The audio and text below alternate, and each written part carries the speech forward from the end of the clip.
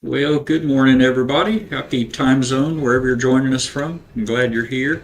Let me turn down that desk mic just a little bit. There we go. So we have made it to Friday. I'm over here in game, actually. I've been floating here in space, and just right as I started the stream just now, I got a hostile pirate ship alert. Let me see if we can pull this up on our chatting screen here. Don't really want to ignore this, I guess. There we go. So I'll be right with y'all for a good old factory introduction. Looks like we've got somebody to deal with here. Where's that cat at? Hope everybody's had a good week. Sorry to be jumping right into action like this. I foolishly thought I'd be fine just floating out here in space for a bit.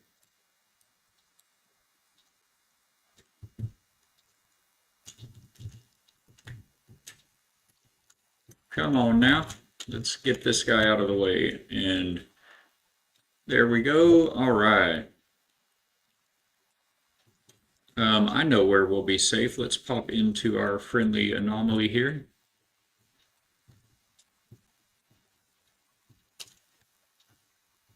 All right. Way to start the stream, huh? There we go. Safe and sound with our friends Nada and Polo. Very good. So I hope everybody's had a good week. We've made it through to just one more left foot, right foot, and we'll be at the weekend. So hopefully everybody's enjoyed it. And so yesterday on stream, we started the new Swarm expedition here on No Man's Sky, and it's been neat. It's a little different than past expeditions that we've played. We've got three phases in this expedition instead of the typical five phases, which made me think it'll go a little quicker. However, the milestones that you have to achieve for each phase are hidden in this one. Typically, you can look ahead in the phases to come and see what those milestones are going to be, and that allows you or enables you to go ahead and view the requirements for the upcoming milestones. Let me just show you what we're talking about here. Go ahead and pop into the stream. You can go into the expedition tab here, and you could look ahead at, say, phase 3 and look at what these milestones are. So if it says you have to scan 20 animals, you could go ahead and start scanning animals as you're doing your first phase objectives. If you complete a phase ahead of time, you do get that phase completed, and you can come in here and select and collect the rewards for that milestone. Oftentimes those rewards will help you out on earlier milestones as well. But this expedition is handling it a little different. You can see that these rewards are corrupted, so you're unable to decode or view them. So where we're at here is we completed phase 1, and we are about halfway through phase 2. So overall, we're about halfway through the expedition. Again, there's only 3 phases here. This final phase in the game, the expeditions in the game, this is actually just rewards. So it just shows you that you've completed the other phases, and then you get the big reward at the end for completing all 3 phases. So that's where we're at, is about halfway through on that second phase.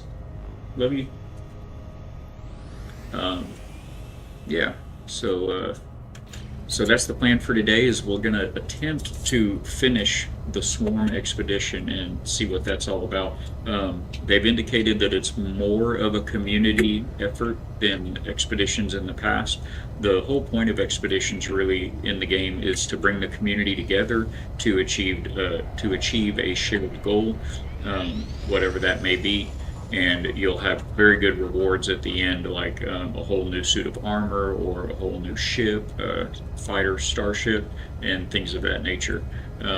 This one, it's indicated that it's going to have us actually doing massive space battles together. So that should be fun. I haven't actually seen that yet. We have battled the Swarm in space though, and it's pretty cool.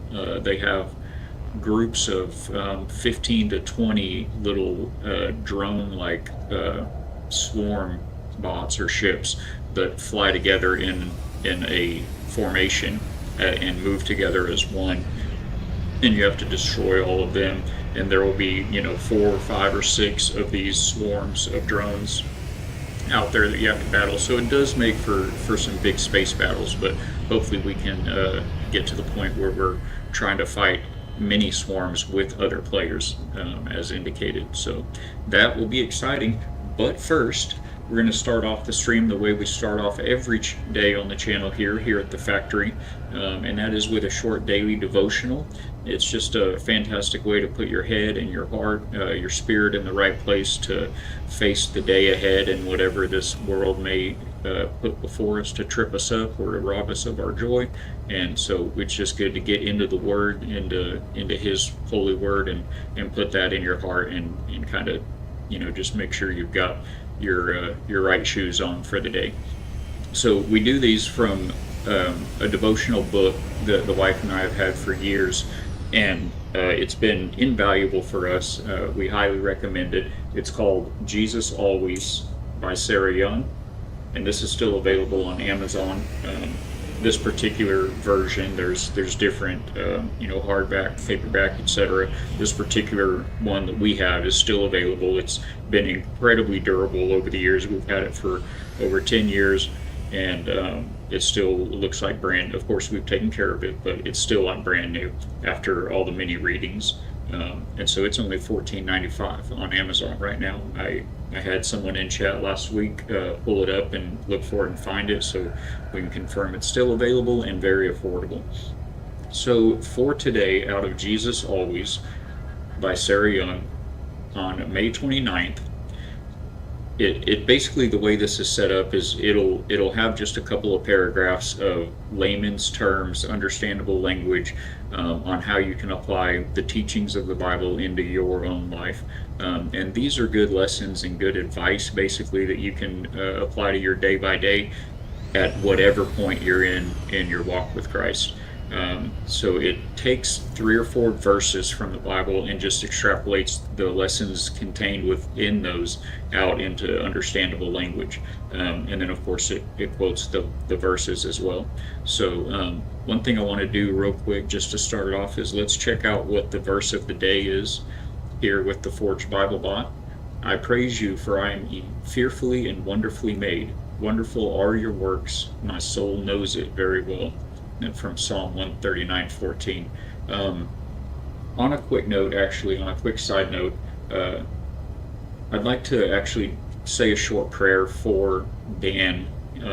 His screen name is Forged by Grace 7. He's actually the creator of Forged Bible Bot. Yesterday was Dan's birthday, and he was in a bad motorcycle accident. It resulted in him being airlifted to the hospital.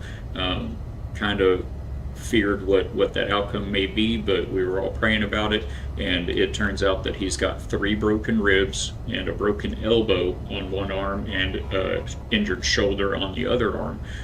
So he's going to be okay. He's in very good spirits, but we just want to lift him up for that recovery and all that. So if you can just join me shortly in a prayer for Dan.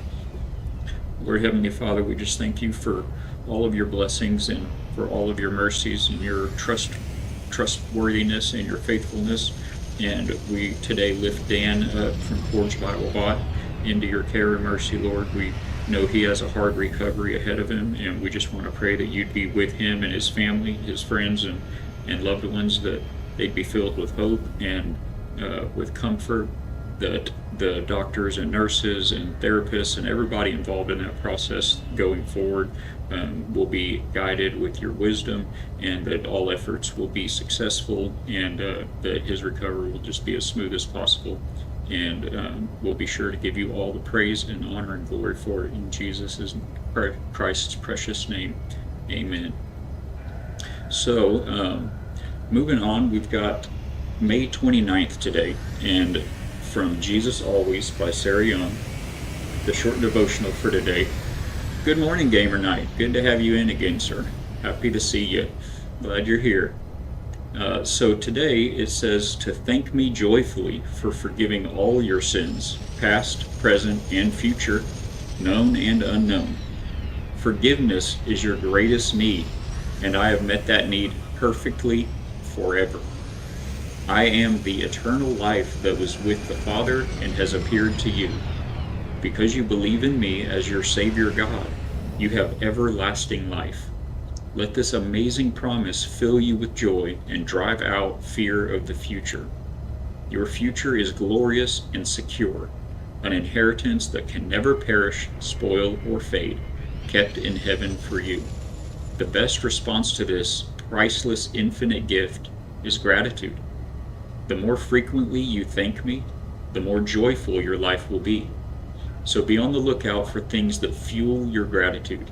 The very act of thanking me, in spoken or written word, in silent prayers, whispers, shouts, or songs of praise, increases your joy and lifts you above your circumstances. A delightful way to express your adoration is reading Psalms out loud. Rejoice in me, my redeemed one, for nothing can separate you from my love. Hallelujah. And this is taken from some verses from 1 John, 1 Peter, and Romans. So in 1 John 1:2 it says, "The life appeared, we have seen it and testify to it, and we proclaim to you the eternal life which was with the Father and has appeared to us." John 3:16 is, of course, "For God so loved the world that he gave his only begotten Son, that whoever believes in him shall not perish but have everlasting life." That's the gospel in a nutshell on that one. 1 Peter 1:3 and 4 reads, "Praise be to the God and Father of our Lord Jesus Christ. In his great mercy he has given us new birth into a living hope through the resurrection of Jesus Christ from the dead, and into an inheritance that can never perish, spoil, or fade, kept in heaven for you."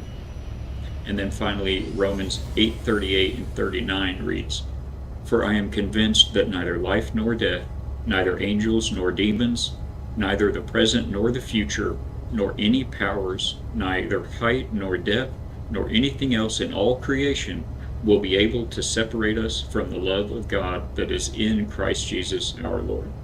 Amen. And again, that's from Jesus Always by Sarah Young. And it's a fantastic little daily devotional that can just put your head and your heart in the right spot for every day of the year.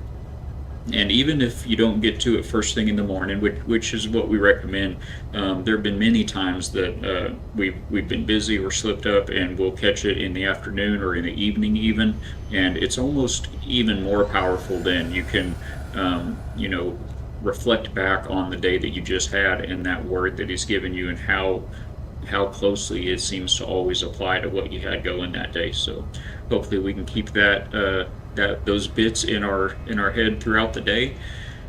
And we're going to continue on here with the Swarm expedition of No Man's Sky.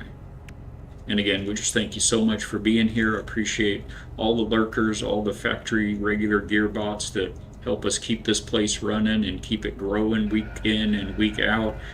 If you're not already, be sure to check out the Discord. You can click that link below, whether you're watching on YouTube or here on Twitch. The Discord, the factory Discord over there, you can, in the onboarding, you can choose what games that you enjoy, that you're interested or curious about, that we play regularly. And when you choose those games, it'll give you those roles and show you those channels on the Discord. Each channel for each game will contain not only screenshots and pictures of the creations that we've built in those games. That's what we do here at the factory, Ballot Builds. And so we like building bases, ships, spaceships, habitats, mechanical and engineering systems. So lots of good games and lots of neat builds in there. But we also want to encourage you to add your own creations and upload those screenshots into any of those games. And then, of course, we also have the Forge Bible Bot rocking on the Discord, so you can be sure to post those prayers or praise reports or anything like that in there. In the general chat, you can play with the BibleBot Discord as well, and pull up random jokes, random verses, verses of the day, Psalms, Proverbs, everything that you can do here on stream. And then also, just one last reminder, we do have our active channel point redemptions working now, that there's a lot of sound alerts that you can redeem as for your cogs that you earn here. And those can be a lot of fun on stream. Definitely catch me off guard with those. And we also have jokes, both dad jokes and biblical jokes. They're different whether you just put in _ joke or jokes.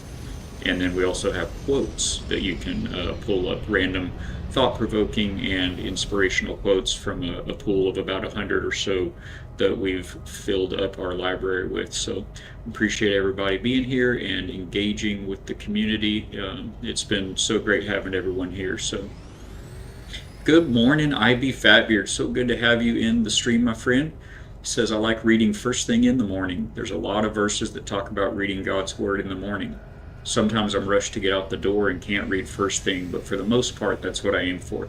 And that is, again, what we suggest. That's good advice. And I'd like to be more familiar with some of the verses that actually refer to that, but it seems to be the natural order of things.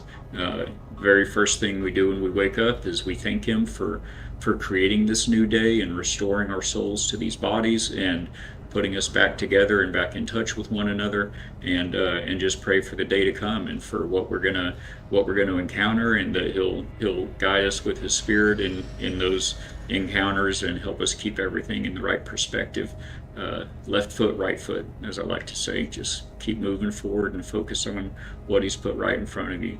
So thank you so much for being here, sir. And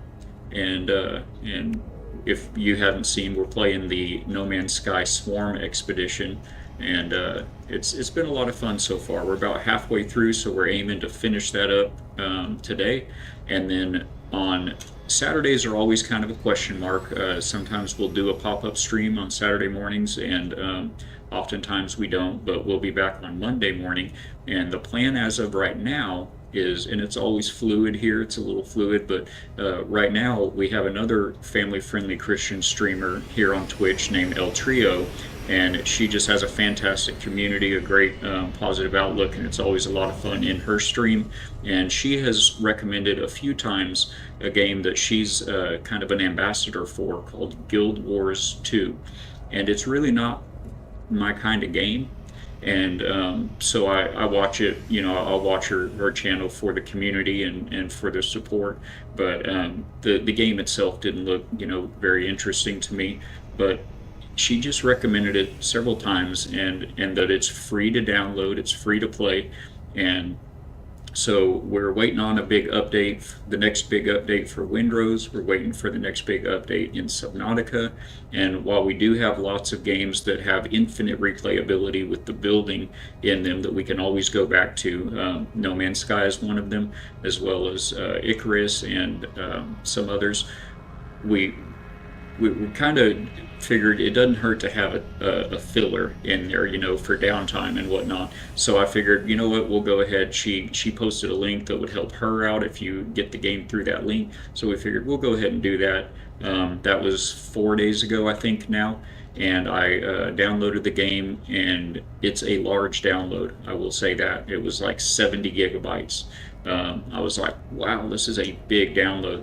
But it's because it is an enormous game, and we may have accidentally got a little addicted to it. So that's the plan for Monday, if nothing else comes up. Fatbeard, we will be jumping into Guild Wars. I'm slowly working my way through like the tutorial levels and everything right now off stream, so excited to maybe get that going on stream, maybe make some new friends if possible, and so that'll be fun. But for today, it's No Man's Sky, and we're going to attempt to finish out this expedition here. So our next goal, our next milestone is called Divine Intelligence. Isn't that funny? Seek the Atlas. Present the ichor to the Atlas. So not only are we going to have to find the Atlas, we're going to need to make sure when we find it, we've got some of this corrupted ichor in our pocket. It's this stuff right here. When the swarmer shells, that's the swarm little bots, little drones, when they're completely obliterated, this syrupy metal remains. It has a cloying, coppery smell that clings to the throat. Pure corrupted ichor is always flowing, sluggishly folding its molecules over and over. And so we'll have to make sure that's still in our pocket when we get there. And from what I remember, now that we're in the anomaly, the best way to find the Atlas is to talk to our friend Polo. Oh, where'd my frames go? There they are. Okay. Polo and Nada run this operation known as the Anomaly, and typically this place is where the community can come together. No Man's Sky is such an enormous game. I mean, there are millions of planets in this game. There are 255 different galaxies. Each galaxy has thousands of planets in it, and several of the planets have, thousands of stars. Every star has anywhere from 2 to maybe 6 planets orbiting around that star. Several of the planets have moons, and so it's all procedurally generated. So it is so very far beyond the capacity of the community that plays this game to ever in our lifetimes explore this whole game. So it's quite daunting, and I say that just to point out that the odds of you running into another player while you're playing this game are slim to none, just very, very slim. Unless you go, there are some core worlds near the center of the first galaxy that have become pretty populated, and you really may run into some people there, but it's just so hit and miss even then. Even if you know right where to go, it can be very difficult to find other players, except right here at the Anomaly.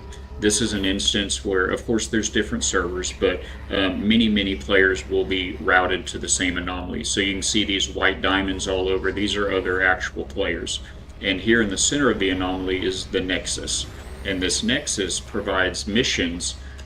They're indicated by these 2 little hovering copper icons there. And you can accept the missions and wait around here at the anomaly for other players to join up on that same mission that you're going on, and then you can go out together and complete missions together. So aside from this anomaly, the point of these expeditions is to bring the community together. It puts everybody that's playing the game along the same path, going to the same planets, doing the same objectives, and the world will the universe, the galaxy will just be full of other players.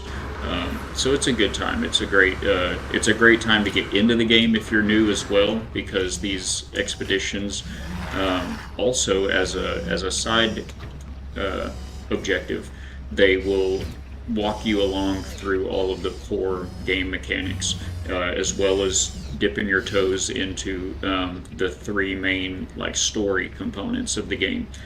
Even if you've played this game for several hundred hours and you managed to make your way all the way through the complete story, at the end, first of all, there's 2 paths to go on, to go on that story to follow, and depending on which one you take, at the end of that path, you then have 3 different choices to make at the very end of it, and what you choose will determine where you go next. So it really just has infinite replayability. It's a great time to get into the game, or to get friends into the game or family that have been hesitant. So here at the Anomaly, by the way, exists outside of time and space. Since you've made contact with it, you are connected to it and able to summon it at any point, anywhere you're at. It's a safe haven that you can escape battles you don't want to be in and things of that nature. But it exists outside of time and reality. The Atlas that we're about to go look for is like the overlord, the creator kind of the universe, without spoiling too much of the story. And the Atlas is tasked with keeping order in the universe, and it deploys Sentinel robots and Sentinel ships on planets and in space to keep order and to keep things in balance. And you, as the player, are an anomaly in that order. And if you are discovered by the Sentinels, they will seek you out to destroy you. And so they're kind of the main bad guys in the game are these Sentinel forces. And again, they're from their perspective, they're just keeping order. They're just keeping everything in balance, you know. But the anomaly exists outside of the Atlas's view, and that's kind of the whole thing with it. It was created by this fella, Nada. He's a Korvax entity. That's one of the three main species in the game. And his friend Polo here kind of helps maintain it. And he's a master engineer and mechanic of sorts. And he is a Gek, which is another of the three main races in the game. And you, as a traveler, have many different faces and outfits and forms that you could take on. Some of them, like this green fella next to me, have a kind of a human-looking space helmet of sorts, and so those could be construed to be human. Many of the others have several different alien-like heads, so you can really just decide exactly what you want to look like in the game and everything. And aside from the travelers, which are us, and the Korvax, which is Nada over there, the Gek right here, which is Polo, there's a third species called the Viking, and they're a very large, brutish warrior tribe of species.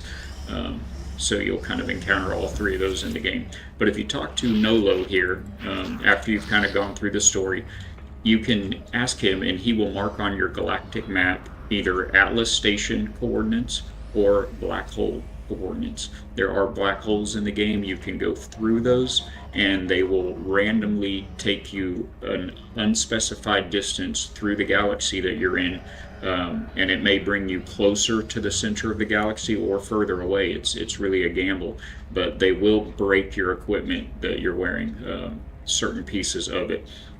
So you want to use them with caution, but for a lot of players, kind of the main purpose, the main driving force after you complete the storyline of the game is to get to the center of a galaxy, because once you get to the center, you will find a massive black hole, and if you fly into that black hole, now that I see our Twitch friends are in ads, I missed my ad break there.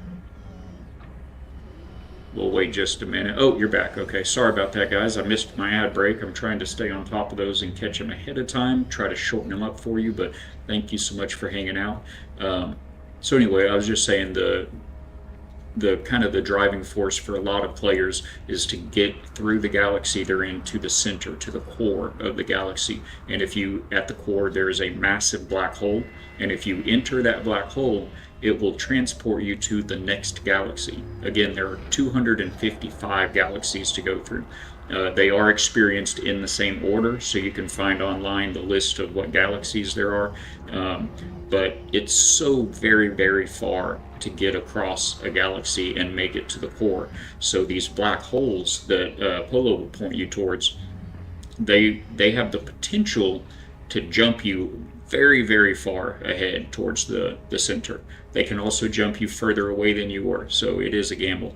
But today we're going to ask him for Atlas Station coordinates, and Polo nods, serious. They send coordinate data for an Atlas Station to my Starship computer. Outstanding, that's what we're looking for. So let's get it. I'm trying to be on my guard for jump scares and alarms and buzzers, because I know Fatbeard may be in the chat still, and trolling he's one of the master trollers here on Twitch in the community, so I've got those things set up now for COG redemptions, and I need to be on guard. But yeah, we're just so glad you're all here. There's one of our little sounds. Welcome, welcome, welcome. So we're going to go to our galaxy map, right here and look for that black hole that he has set for us. I'm going to go into free look mode, or I'm sorry, not black hole, the atlas. This symbol here is the mark of the atlas. So can we reach this with our hyperdrive? We can. You always got to be ready for a fight when you warp around in this game as well. You will randomly warp right into a big space battle where pirates are attacking a frigate, a merchant or cargo frigate, which is, or a freighter, sorry, which is freighters are like aircraft carriers. They're very big, large ships that you can store your fighter ships in that you accumulate. You can switch between ships. You can also build a base, a fully functioning base, however large you want to make it, right there on your freighter. So they're like big mobile command center bases. And right now we are in the clear, but sometimes when warping to a new star, you will come right into the middle of a big fight. And so you want to be ready to rumble. Let's see, where's that atlas? There he is. There he is. So for some players, this will be your first experience with an atlas. And these stations are spread all throughout the galaxies. Many of them. They're all slightly different, but mostly the same. They're all going to have this big diamond shape, but the actual iteration of the atlas itself inside will change. So it can be fun and worth going to many of them. And again, without ruining the main story, I'll just say that there is a purpose and a function to visiting these. Normally it would just kind of grapple and pull you in here. I'm having to manually fly in. Did I miss the grapple entrance? This is very strange, chat. It would normally just kind of tractor beam pull you right in. You see there's a couple other players coming here as well. There we go. We have learned the Atlas word for Atlas.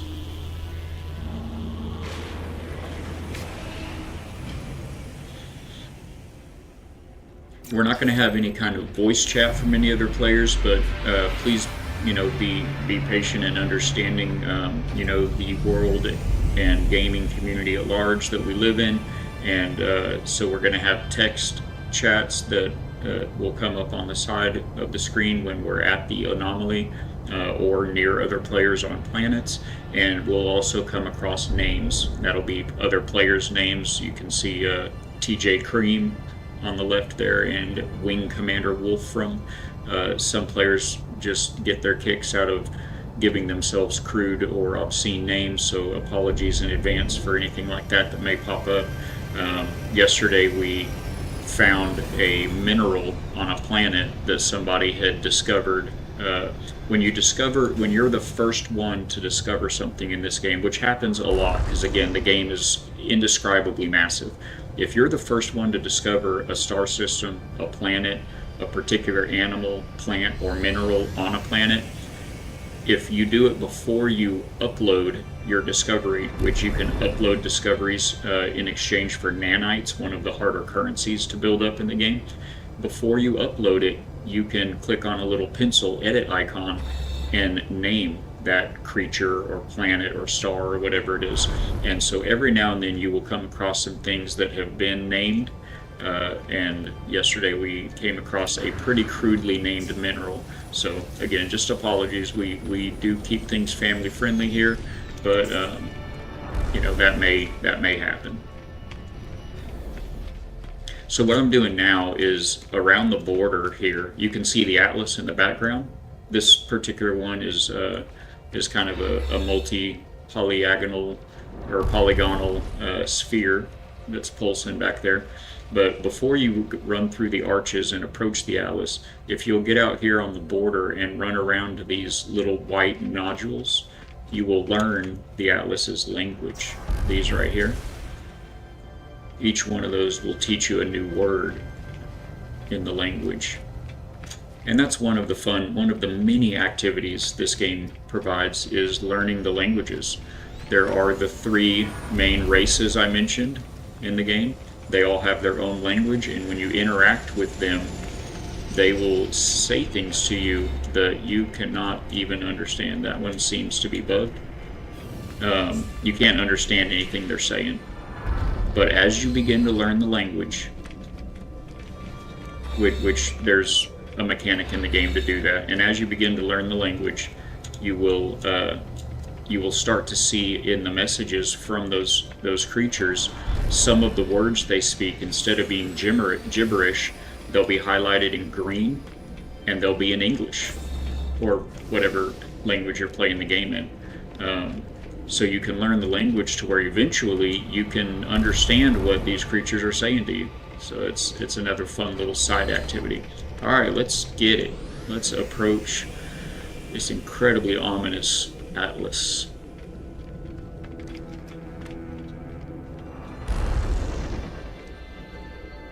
The Zomments Abstraction Atlas Interface.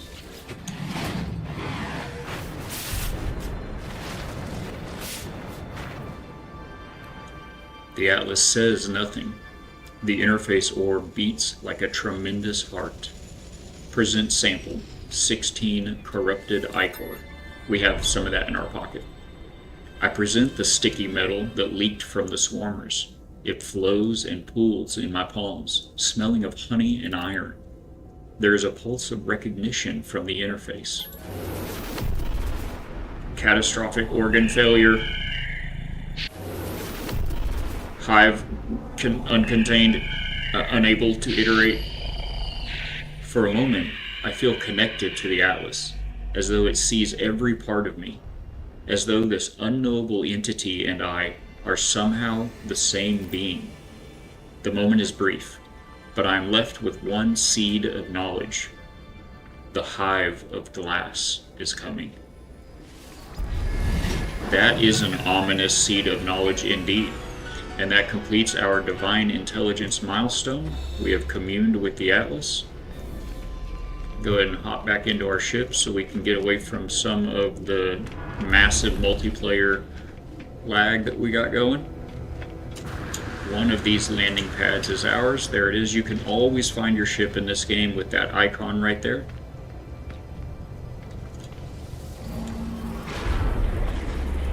Alright, let's see what we earned. Go to our Expedition tab, Divine Intelligence, Collect Reward. We get a Supreme Starship Weapon Upgrade, Prepackaged Q Resonator Unit, Supreme Starship Shield Upgrade. Let's go. I like to just go ahead and hold tab to skip this bit. It stays on the screen for a long time. Let's go ahead and dip into our inventory and get those things installed. Here's this Starship Shield module. You want to try to install like modules next to each other, and they will group. You see how they have this border around them, and this guy does not. If you put them next to each other, adjacent to each other, they will group up like that, and it enhances the effect that they have. I'm going to go ahead and refill our launch thruster here. And what else did we get? We've got Q Resonator Unit. This is an upgrade to the Infraknife Accelerator. Fantastic. I'm going to put that up there because it's a B class, and we're going to take this one, the Infraknife module, Supreme Starship Upgrade module, and we're going to put it right there next to that. The proximity to the main item that the upgrade is for gives it a little bit more effect as well. And this is a Personal Force Field Unit, and that's going to be for the multi-tool, but we already have it installed there. Oh, this was from yesterday. We're leaving this one in our inventory because we can sell this for 480 nanites, which is a lot for a single item. So we're going to hold on to that. Probably ought to go ahead. We have very limited inventory space, as you can see. When you start a new expedition, it will start you with a broken starship, very limited inventory space and technology expansion space for your suit and your starship. They both have the two different types of inventory. These are technology modules for whatever you're looking at, starship in this case, and then down below is your actual cargo, your inventory. So we're very limited on inventory. We want to do everything we can to try try to maximize that. So yeah, we may go ahead and go to the space station in this system for a few reasons. Those are two of them, and I'll show you the third. What are we doing next, though? Let's go ahead and take a look ahead. We are looking for, oops, get back to the expedition. We're looking for Emperor of Glass. Confront the Hive of Glass.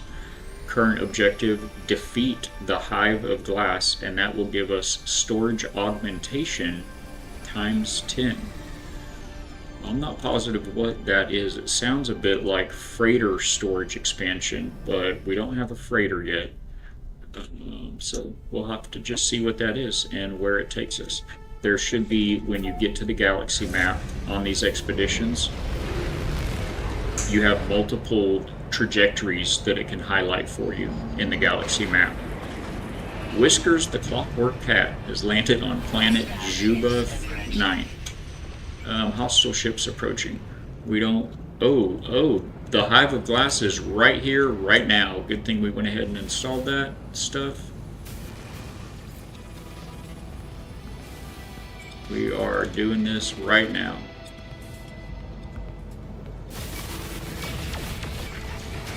Oh, look at these swarms. Where are the other players that are supposed to be out here helping with this big battle?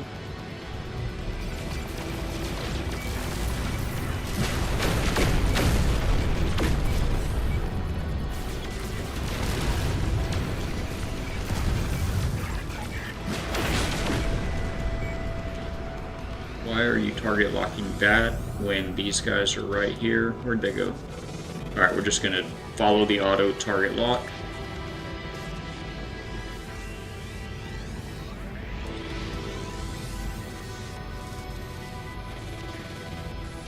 There's one little drone it's locked onto out there. Alright, let's go ahead and get onto a better target.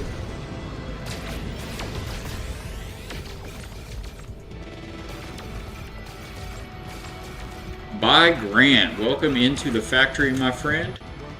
Glad to have you here. I have to do the countermeasures in Phase 3, but I have to wait for missions to reload in the center of the anomaly. Is that normal?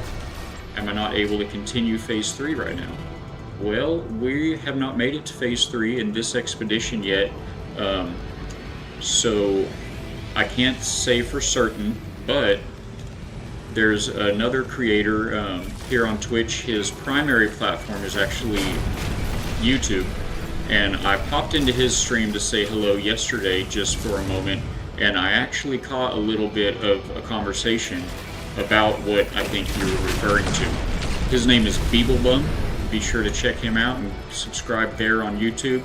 He makes a lot of amazing No Man's Sky content for build tutorials for not only bases but the Corvette ships that you can build now in the game. And yesterday Beeblebum was referring to a time gate that some part of the expedition has a time gate on it that only allows you to do, I think it was, can we get a little closer here? Or pick a new target that's not so far away? And it only allowed him to do, I think, 3 of the whatever it was he was trying to do. Oh no, they destroyed the Alice interface. Oh my gosh, is that what the Hive of Glass is up to? Directive, consume, traveler designate. Oh, they are... Okay, we're escaping, I guess, maybe? I don't think we were meant to win that battle, chat.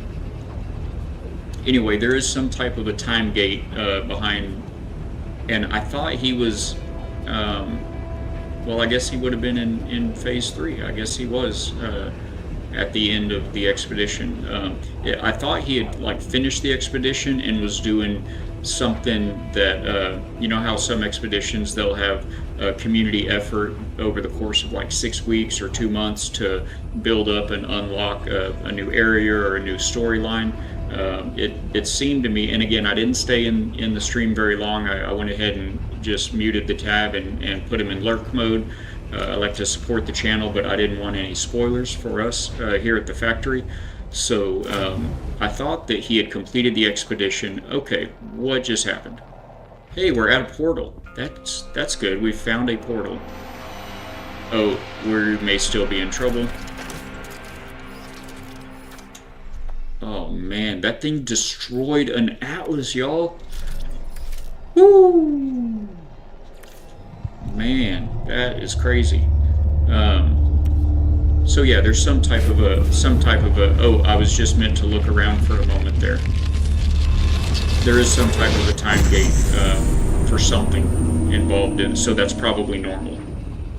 What you're looking at. If you go to the atlas, let me pop it up over here if I have time.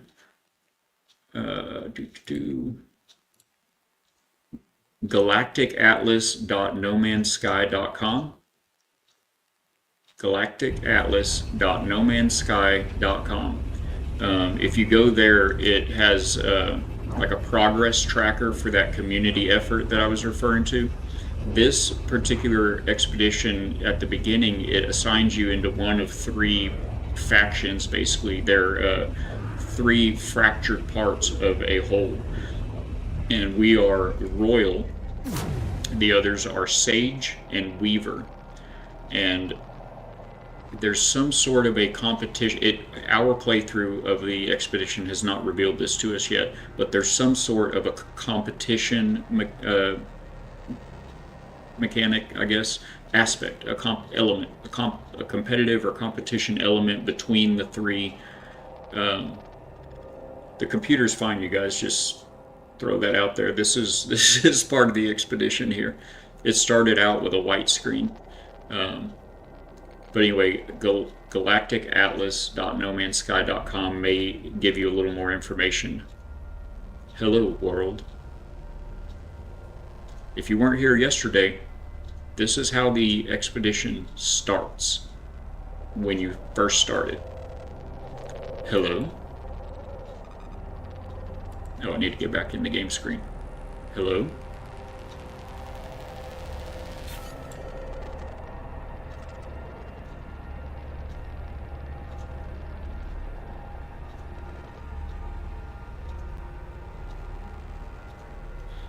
Is it first? Is it last? Should we stick with what we said yesterday? This is, again, the same as the way it started. Or should we go with the other one? Yesterday we said, is it first? I mean, it is first. So, give 5 seconds in the chat. First or last? First or last?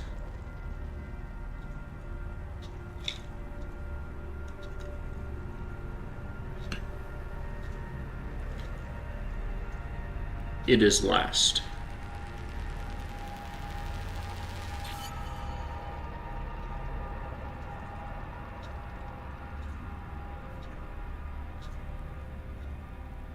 This is very bright. No. Still a fragment. 1 of 3. Royal. Begin reinitialization. Please. I should have. Shouldn't I have, gamer night? Did I wear sunscreen today? And I'm a ginger too. I should have known better. Life support systems activated. We're on a snow planet this time. Everything that's happened so far is almost a carbon copy of how this expedition started. This is a little unnerving. I'm so glad nobody redeemed a jump scare. You'd have got me.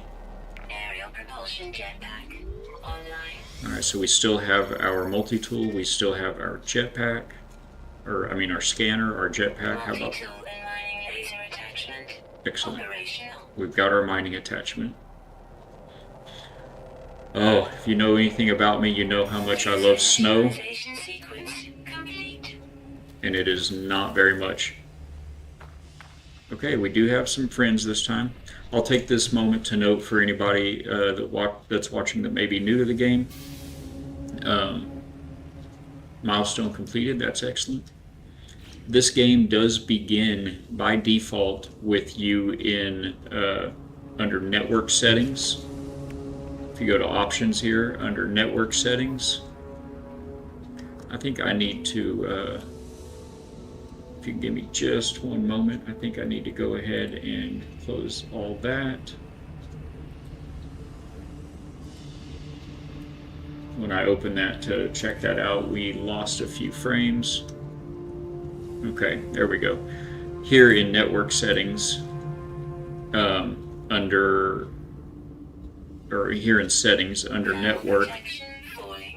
Okay, I understand it's very cold out there. Allow PvP with, can add base parts, can delete base parts. All of these options are set to anyone. So, and multiplayer is enabled up at the top. So if you don't want to PvP in this game, which I don't recommend it, it's not the game to enjoy PvP with. You need to go in there first thing and turn those off. That includes expeditions. If you've been playing the game and you have selected to have PvP off, and then you start an expedition, the expedition will reset that preference, and PvP will be allowed in the expedition, which would be arguably the worst time to have it allowed if you don't want a PvP, because the expedition puts you in contact with all of the other players. So the reason I say this is because the only people really that PvP in this game are griefers. And you can kill somebody in this game and they will respawn on their body. And you can and they'll spawn camp you, and you'll just be stuck in an infinite loop, and you'll have to just stop playing the game or go to another save and play a different save, or just wait until they get bored. And I can't imagine how that is how somebody gets their kicks, but there you go. Fair warning. Change this back to mining mode, and then pull out our bolt caster weapon just in case. I'm not sure what we've got up here, but let's see what we... First, let's check our inventory space. Can we even accept any rewards? We still have a few spots left. No idea where my ship's at. That seems promising. Alright, let's check out what we got from that expedition milestone there. Emperor of Glass, collect reward. Oh, storage augmentation. Hopefully these, so these are like your exosuit storage expansion modules, but they're for the ship. So let's go ahead and use those immediately. So here we go. Oh, we do need to use them at... Yeah, the technology module harvested from the remains of a salvaged starship may be collected from freighter crash sites or salvaged during frigate expeditions. Can be used to expand starship storage capacity at the space station's starship outfitter. So we'll need to go to the station to do that, which we want to go to the station anyway. We've got some things over here that we'd like to sell and free up a little bit of space, and then of course that'll give us 10 more spaces. We can use some of those up here in the technology area, so we can add more modules and weapons and shields and engines and all that, and we can use it down here for actual inventory space. I think we better probably split that about 50-50 down the middle. We got another milestone achieved somehow as well. This was for we got all three of these like back to back to back. So we faced the hive of glass, and it was terrifying. We were reiterated. We were devoured and reiterated. That's what that warping was. And, oh, just the two. And then this is our new objective. We're supposed to go recount our experience to Polo, back to the anomaly. But we did get 10,000 nanites. Oh my words. That would take so many hours of gameplay to get that amount of that currency. That's huge. That is very cool. Very good. So strong. Alright, so let's find that ship. Hopefully we can summon it. This game allows you to summon at any point your ships, or if you have a freighter, the big capital ship, you can summon that just by going to summon here and looking up in the sky, and you'll summon it to orbit around the planet you're on. If you're in space from in your ship, you can summon your freighter as well. So you just have to point this guy around until it's green like this, showing that there's a valid landing site, and here it comes. That's good. Feel much better in our ship. By the way, the reason I went underground just then, underground is a safe spot for you in the game. It'll get you out of weather conditions if it's cold, hot, toxic, what have you, or if you're in a battle that you're in over your head with sentinels, you can go underground and they will lose track of you, and it'll start a 30-second timer. When that timer runs out, you can they'll disperse, and the wanted level, if you will drop to 0. You reclaimed. You must return the hive. What do they mean? There is no reply. I think I know what he was saying. You got eaten? You've got to go back. That doesn't seem like sound advice. Let us go to a station first. Is that thing in the sky here?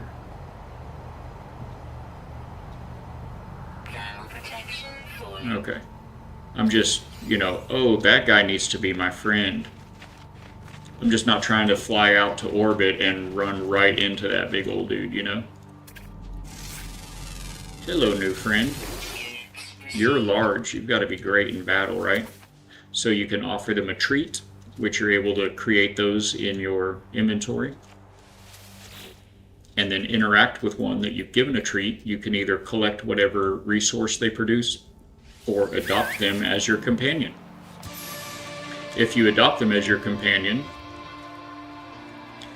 be sure to tend to their needs. You can pat them to increase their mood, and you can give them more food to make sure they're fed enough.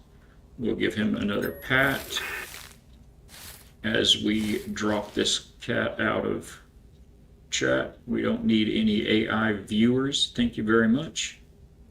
Love our little small community here as it grows organically. All right, so he's all happy. And then lastly, you can ride your companions. Point him in the right direction and tally-ho, sir. One very good reason to ride them is your scanner. You're able to use your scanner to find and mark things that you may be looking for while you're on the move. Previously, there was not another way of doing that other than riding a companion. I say previously because a couple updates back, this game gave us the ability to build our own ships, which we love. We've built a few of them. They're called Corvette class ships. Excuse me, sir. Yes, we're friends. And Corvettes have an actual walkable interior. You can get out of the pilot seat and walk around, and you can place crafting stations and storage on it. And one of the coolest things is you can actually, in multiplayer, you can have other players. You can have your friends and family on board with you, and one of you can pilot and one of you can just hang out, or be working on crafting things or doing what I'm doing right now, and one person can fly around while the other person is scanning. Alternatively, if you're playing solo, you can get out of the pilot seat while it's flying. It will maintain course, and then you can I am getting some frame drops here again. Sorry about that, guys. And then you can do your scanning while you're on the move that way. But the skies look clear. I think we're all set to head to orbit. Let's get up here and find the space station.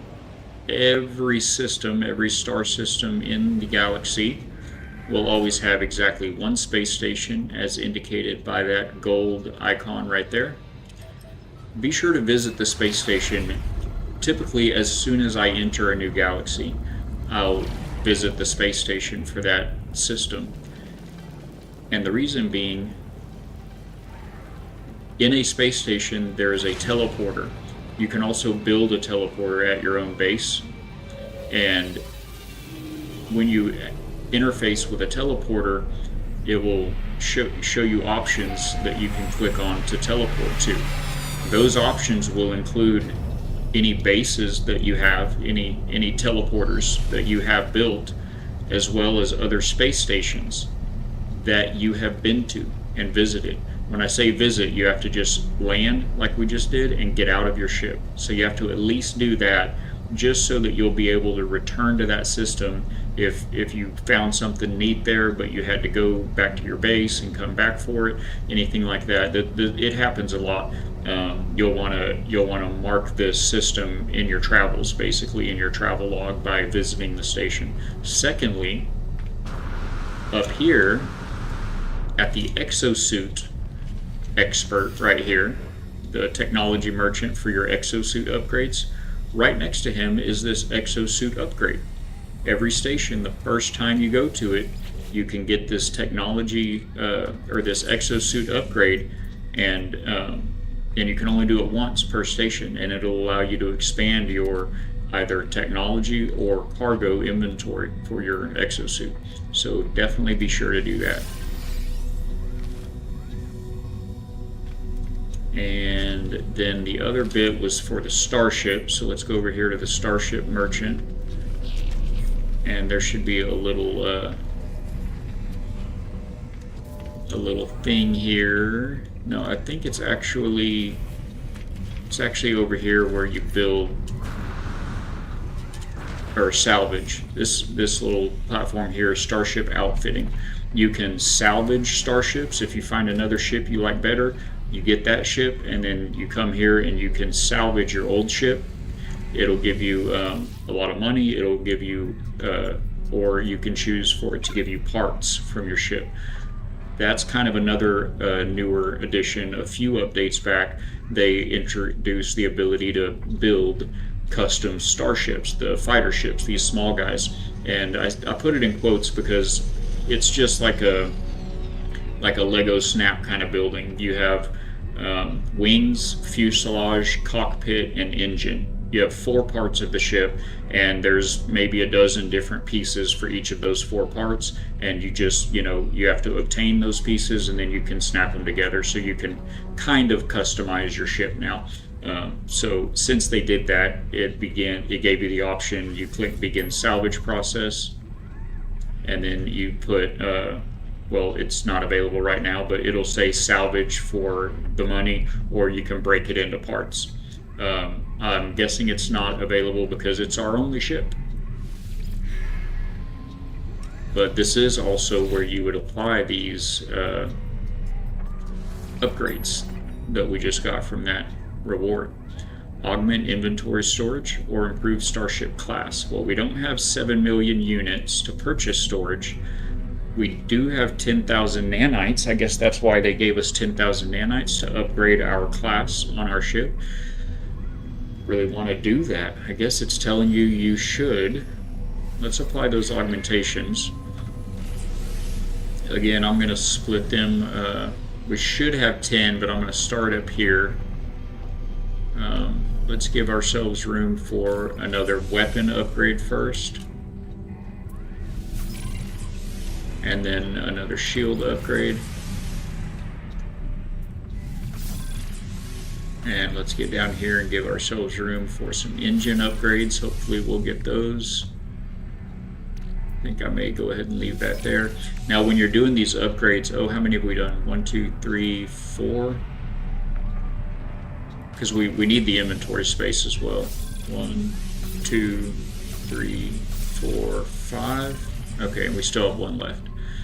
When you're doing these upgrades, there's a random chance that the spot you unlock will be a supercharged slot.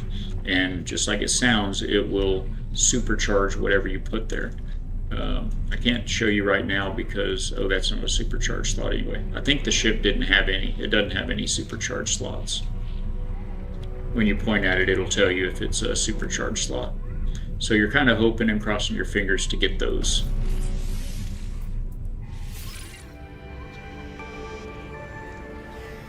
Okay, so our starship is currently a class what?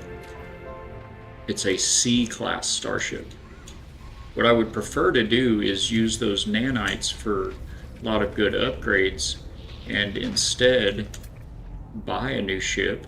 This ship here we see is a Class C Explorer called the Ultimate Aegis, GU6. So any ship, if you hang out in a space station, random ships will come in and land. If it has a white diamond like that, that's another player's ship. You can't have it. But the ships that don't have that diamond, you can either interact with the pilot.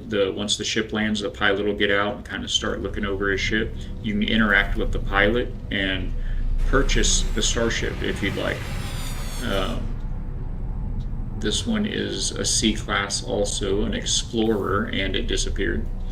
So I definitely prefer to find the ship that you're looking for. That's another very fun thing to do in this game. A lot of people just spend all their time hunting for the perfect ship.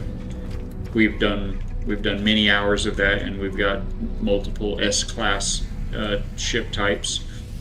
The classes are C, B, A, and S. C being the worst. So I guess let's go ahead and upgrade it with those 10,000 nanites it gave us. C class is very not great, and I think we're going to be having a lot more space battling to do, so... Oh, that hurts. Spending 10,000 nanites. Man. Alright, so now we're a B class. And I think we had some things to sell. Here at the Galactic Trade Terminal, you select Sell. You choose which inventory the item you want to sell is in. And I don't remember what it was or where it was, but let's see.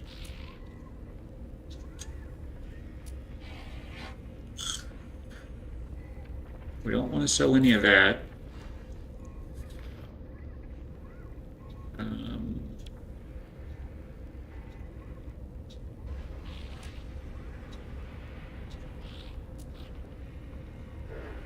I'm not sure what it was I was trying to sell, other than I know we had an upgrade that we wanted to sell, a ship upgrade worth 480 nanites.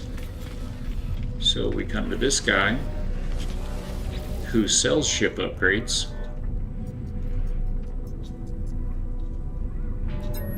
In exchange for nanite clusters. You see how we can't understand anything he's saying? If you go to a Korvax planet and scan a bunch of those knowledge stones, you can find them with your scanner. They will teach you words to the Korvax language, and when you come into stations and the anomaly, or not the anomaly, but stations or planetary stations, and interact with these creatures, these beings, you'll start to understand what they're saying.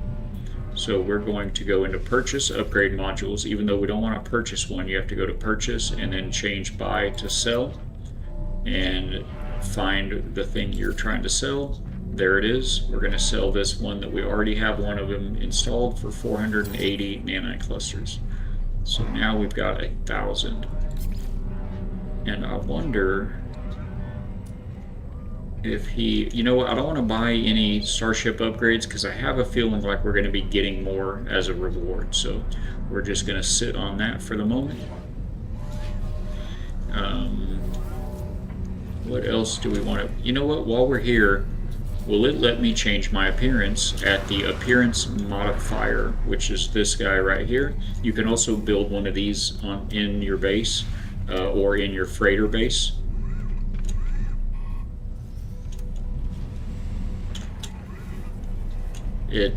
There we go. It was kind of acting like it didn't want to let me. All right, so I'm going to get back to kind of what my normal look is. I'm not loving the the guy that it gave us. I think that's us there, and this one is.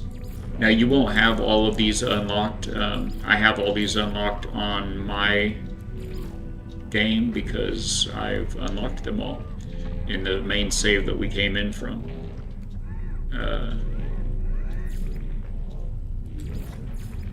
Uh-oh. It won't let us change the color. That's sad. Well, we can at least make myself look right. Oh, we need to change that armor first because I can't see what the torso is doing underneath it. I think it's that one that... No, it's that one. Now torso.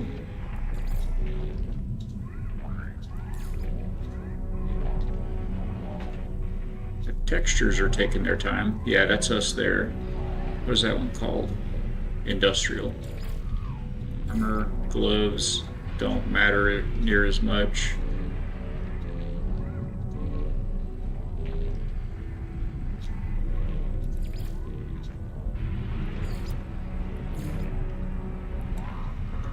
We're not a construct. Those are fine. Legs. Looking for those industrial. There we go. Boots.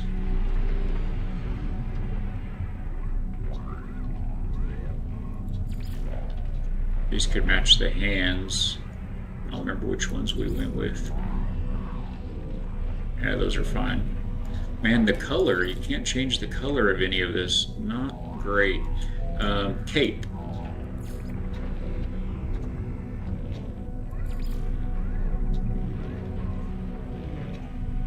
I think it's the whale stalker. No. Fleet command, Titan worm. Oh, it's the geometric that I use.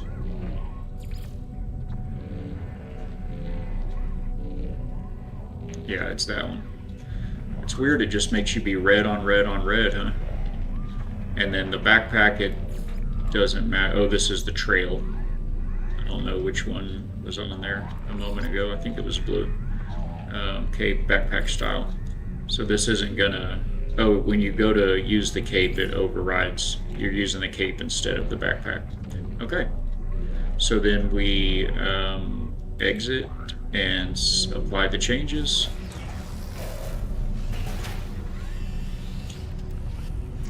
You know what? Where's the hood?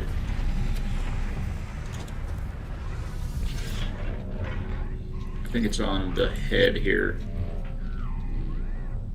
One of these is a hood, I believe. That's what we actually normally do. It looks pretty cool.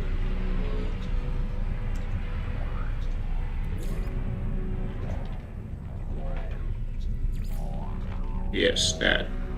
Shroud of Freedom. There we go. I'm looking a little more familiar now. I'm usually more or less like this, but a combination of white and bronze and like gold. Man, all of the players all in the same place, it does give you a little bit of a lag compared to your normal operation. Alright, so what are we doing now? Oh yeah, we gotta go talk to Polo again.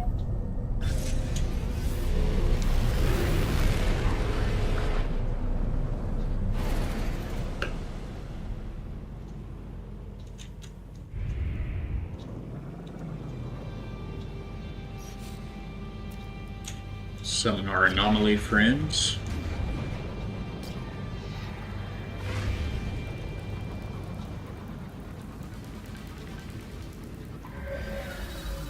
It feels good having that extra inventory space now, I'll tell you what.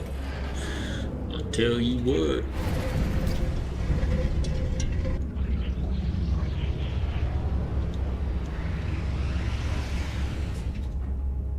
Also, just throwing this out there, I don't think I mentioned it yet, but the wife is actually off today, and here we are. So, love you guys, and this is a first. Typically, if the wife gets a day off during the week, we'll take that day with her. Her and the boy took the pup out to the park a little while ago.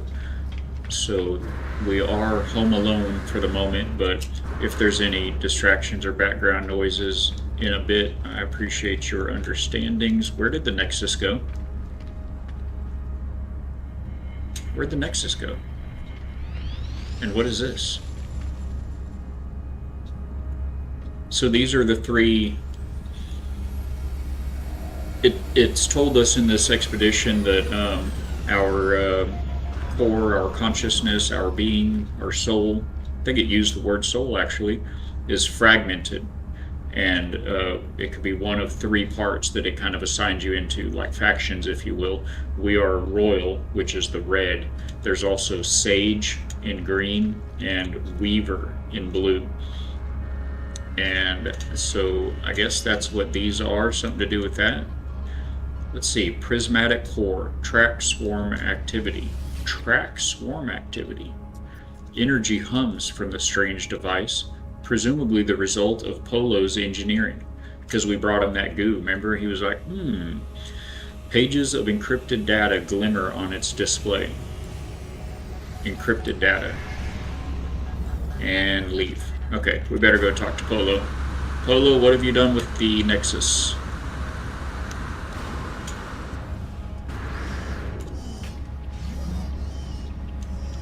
It's fun when other players are in your game, just seeing everybody's, customizations and everything.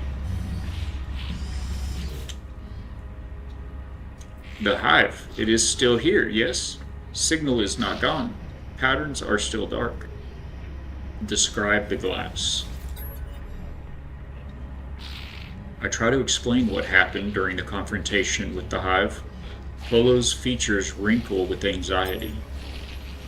This story scares me, traveler friend. None of this is right. This hive is not where it should be. You are not all of you.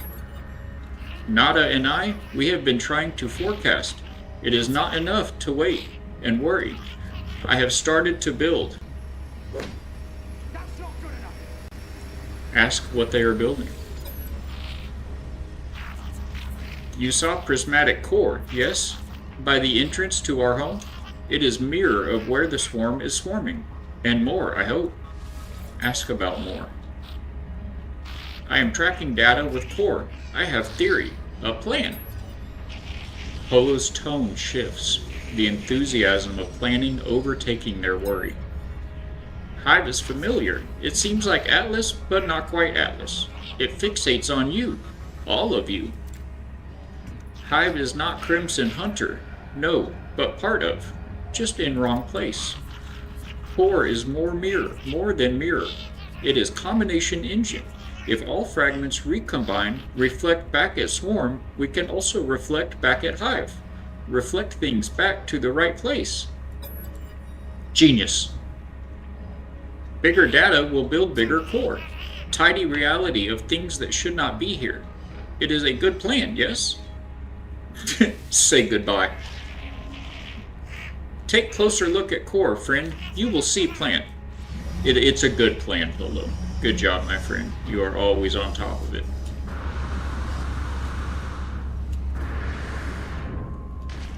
Alright, now let's take a look at that prismatic core. Now we see... What are we looking at? Royals, we are in second place. Weavers are first, and Sages are third. Is that place, or... Yeah, see, there's a score here. Okay. So, And then our scores right up top. We are Royals with our symbol here. We have 0 under Purge, Restore, and Sabotage.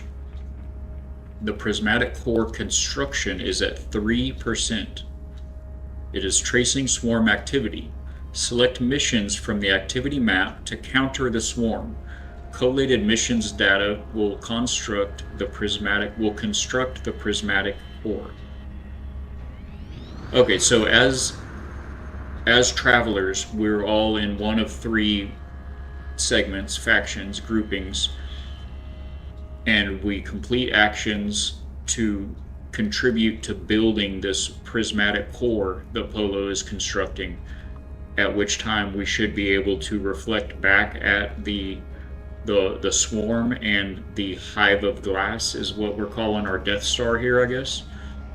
So, but again, there's Purge, Restore, and Sabotage.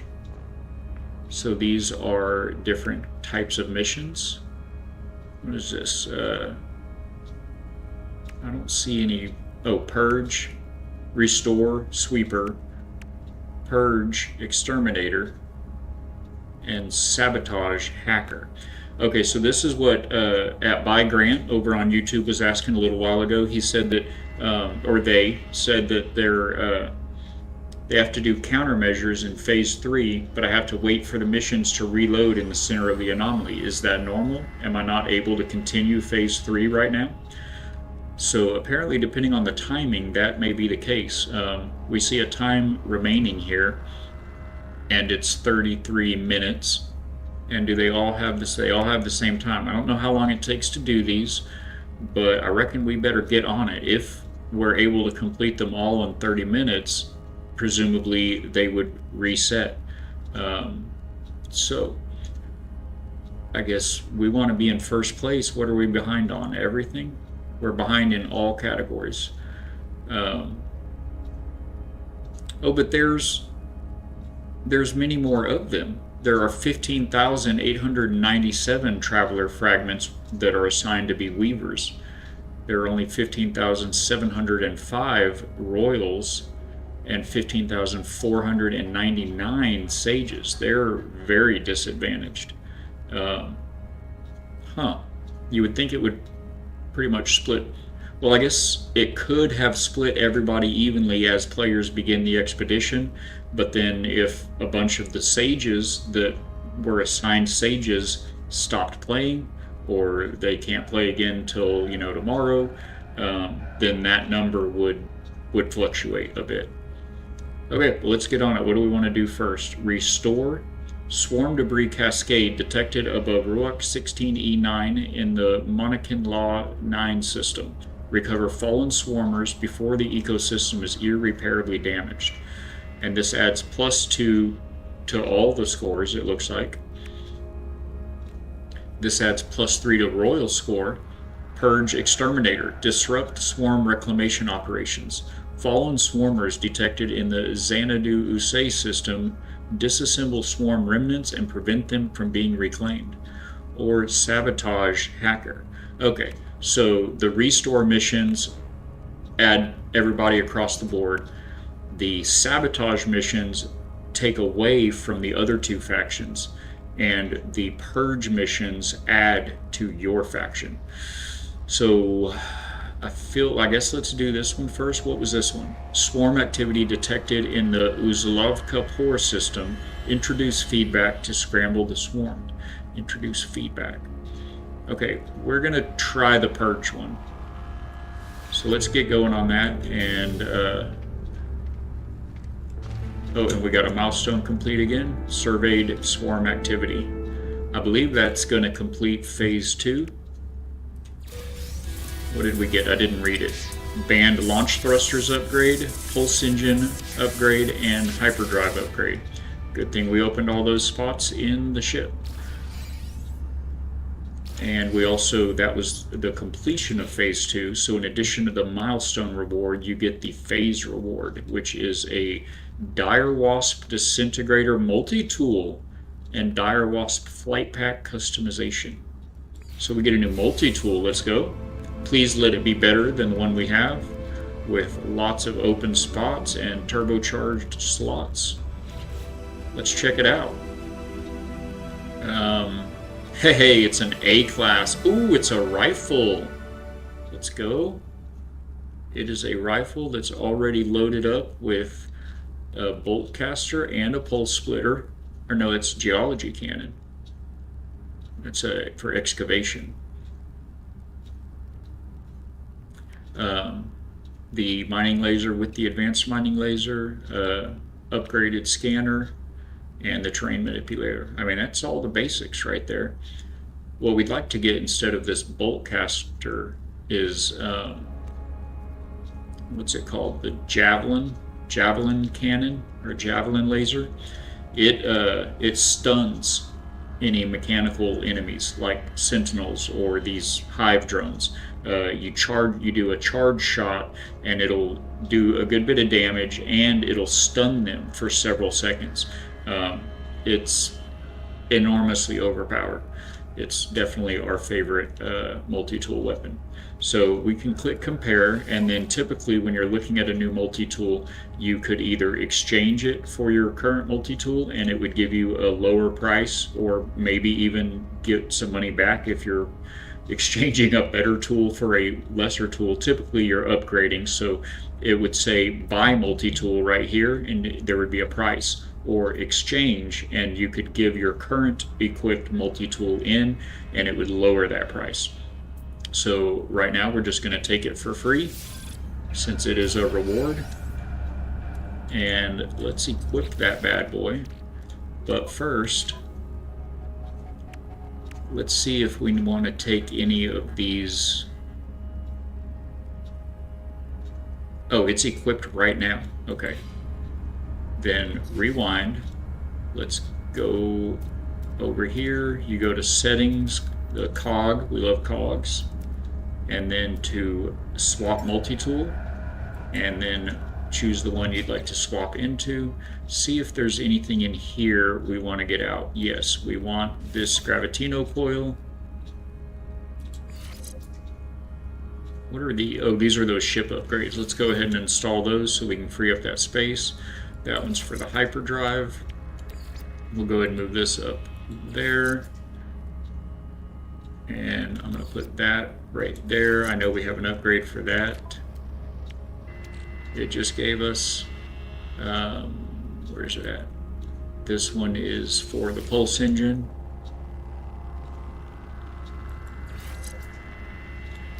Not loving the interaction here. And then over here, yeah, I've got like a lag in my menu for some reason. Internet seems fine. And this is an upgrade for the launch thruster. What does that do for us? Decreases launch cost and increases boost. Okay. We better fill this dude up while we're looking at it. Technology recharge. And let's do a little sort. Clean that up a little. We can do the same thing in our exosuit.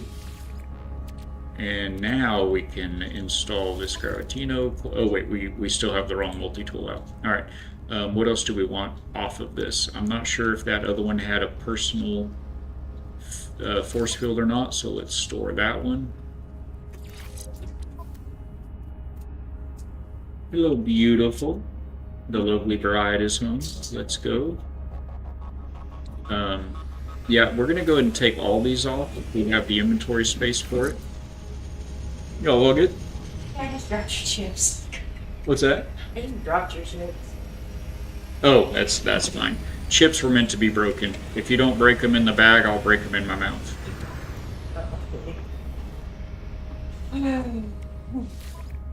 Oh, well, that's the actual bolt caster. I don't think we really get anything for that.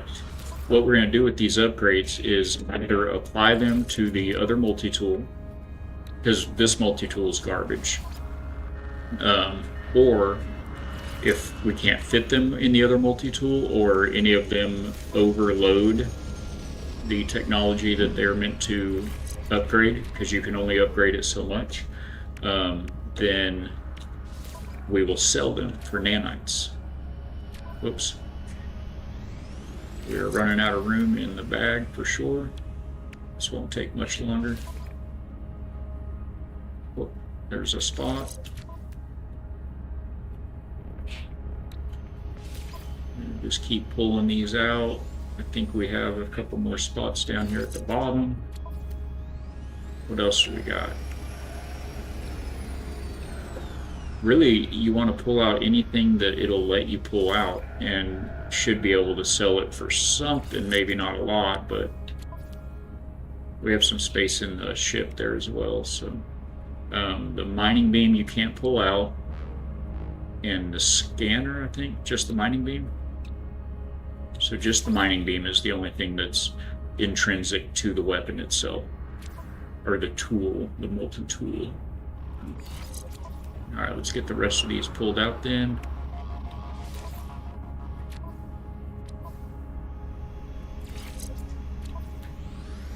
You can, if you prefer, use the mouse.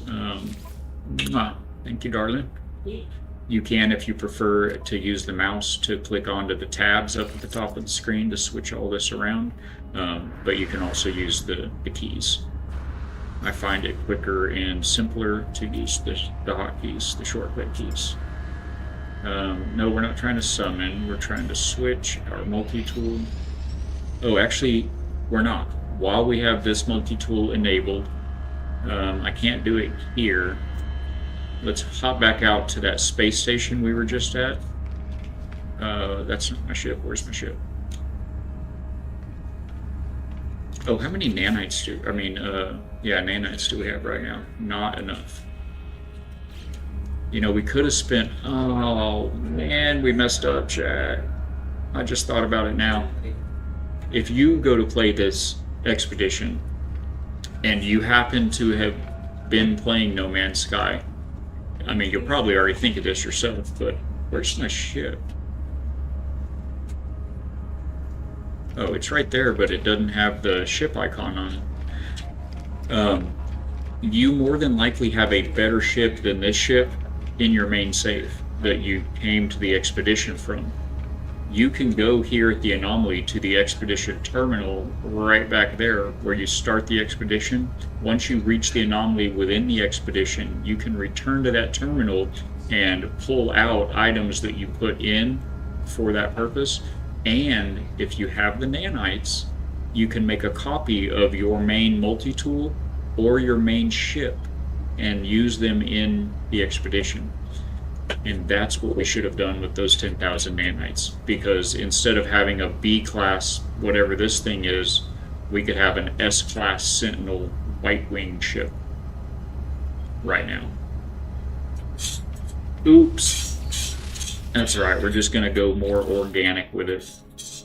Alright, so first thing, let's get back to that station. We'll sell this other multi-tool and then apply all these upgrades to our new Dire Wasp multi-tool. Why is it warping me somewhere? We should just be exiting. When you start a mission from like the Nexus, when you leave the anomaly, it'll warp you to the system that mission is in. Or if you're traveling, if you're in a party playing with somebody and you leave the anomaly and they're in a different system, it'll pop up and ask you, do you want to exit into the system you're in, where you just flew in from? Do you want to fly back out, or do you want to travel to the system that your party is in? So the fact that it put us into a warp right now tells me that it is putting us into the next mission, the next milestone. We are not going back to the station we were at, and it's taking a long time to get there. Hopefully we can get to a station. Oh! We accepted that mission, I forgot. And then we farted around for so long. We're definitely not going to finish all of them in that 30-minute time frame, are we?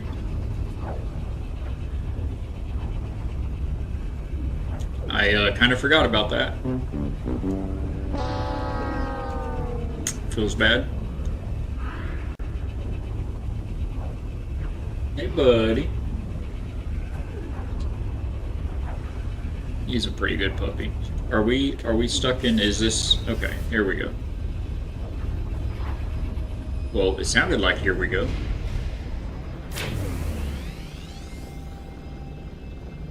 Sheesh. Where are my frames at, chat? Alright, where's the station? Skip that screen, it stays on screen forever. Look at these frames. Oh my words.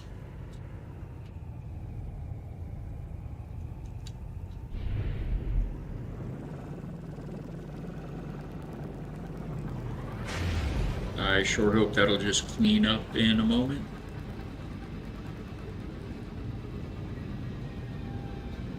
Server lag is real. That's insane.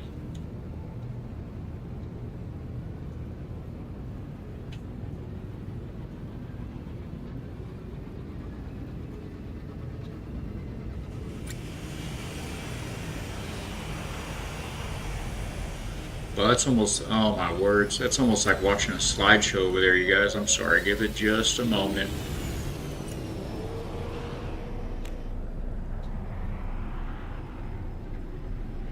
That's awful. RTX 5070. And we got a No Man's Sky slideshow going on there for a minute.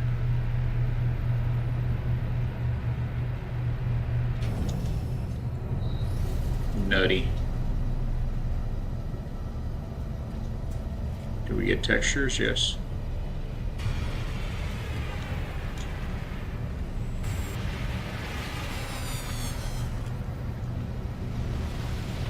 Almost makes me wonder if, oh, they're starting to come back.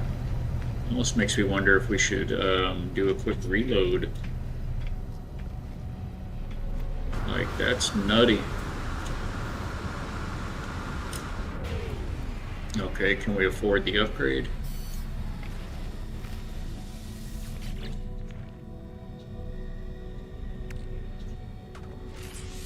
We cannot. It's 35,000 units. We have 30.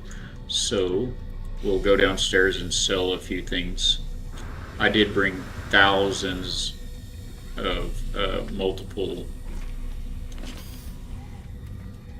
I think it's here that you can sell your upgrade or sell your multi-tool. Yeah, I haven't taken a break yet either, and we're almost 2 hours in.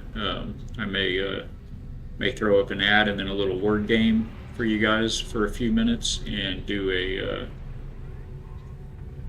install a slot, purchase new, upgrade class, leave. Oh, I just realized it's at the anomaly that you salvage your multi-tools, where we were. All right, so we're not going to worry about that right now. Let's just swap over to our new one.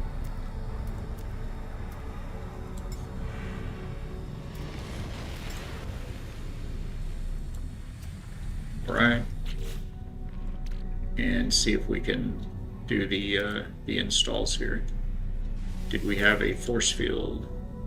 I wish it would have given us this new multi-tool before we just used all those, opened up all those slots on the old one, you know? Come on. Ay. Alright, what else did we have? Mining beam upgrade.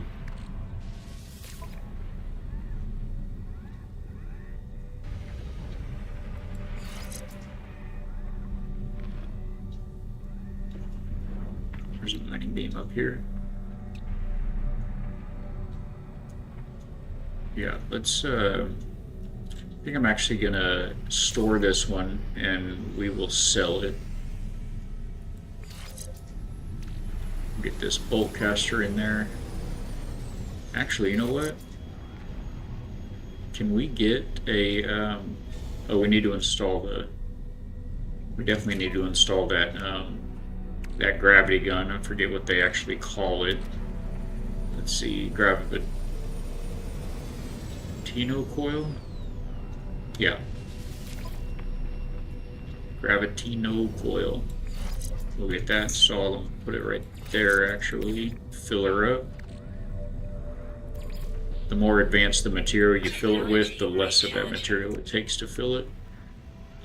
All right, so we'll put this over with the mining beam. Pull the bolt caster over here a bit.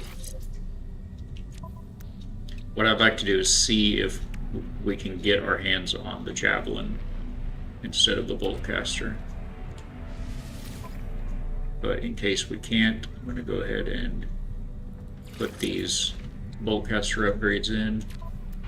Alright, what else do we have? That's another bolt caster upgrade. There's the other mining beam upgrade.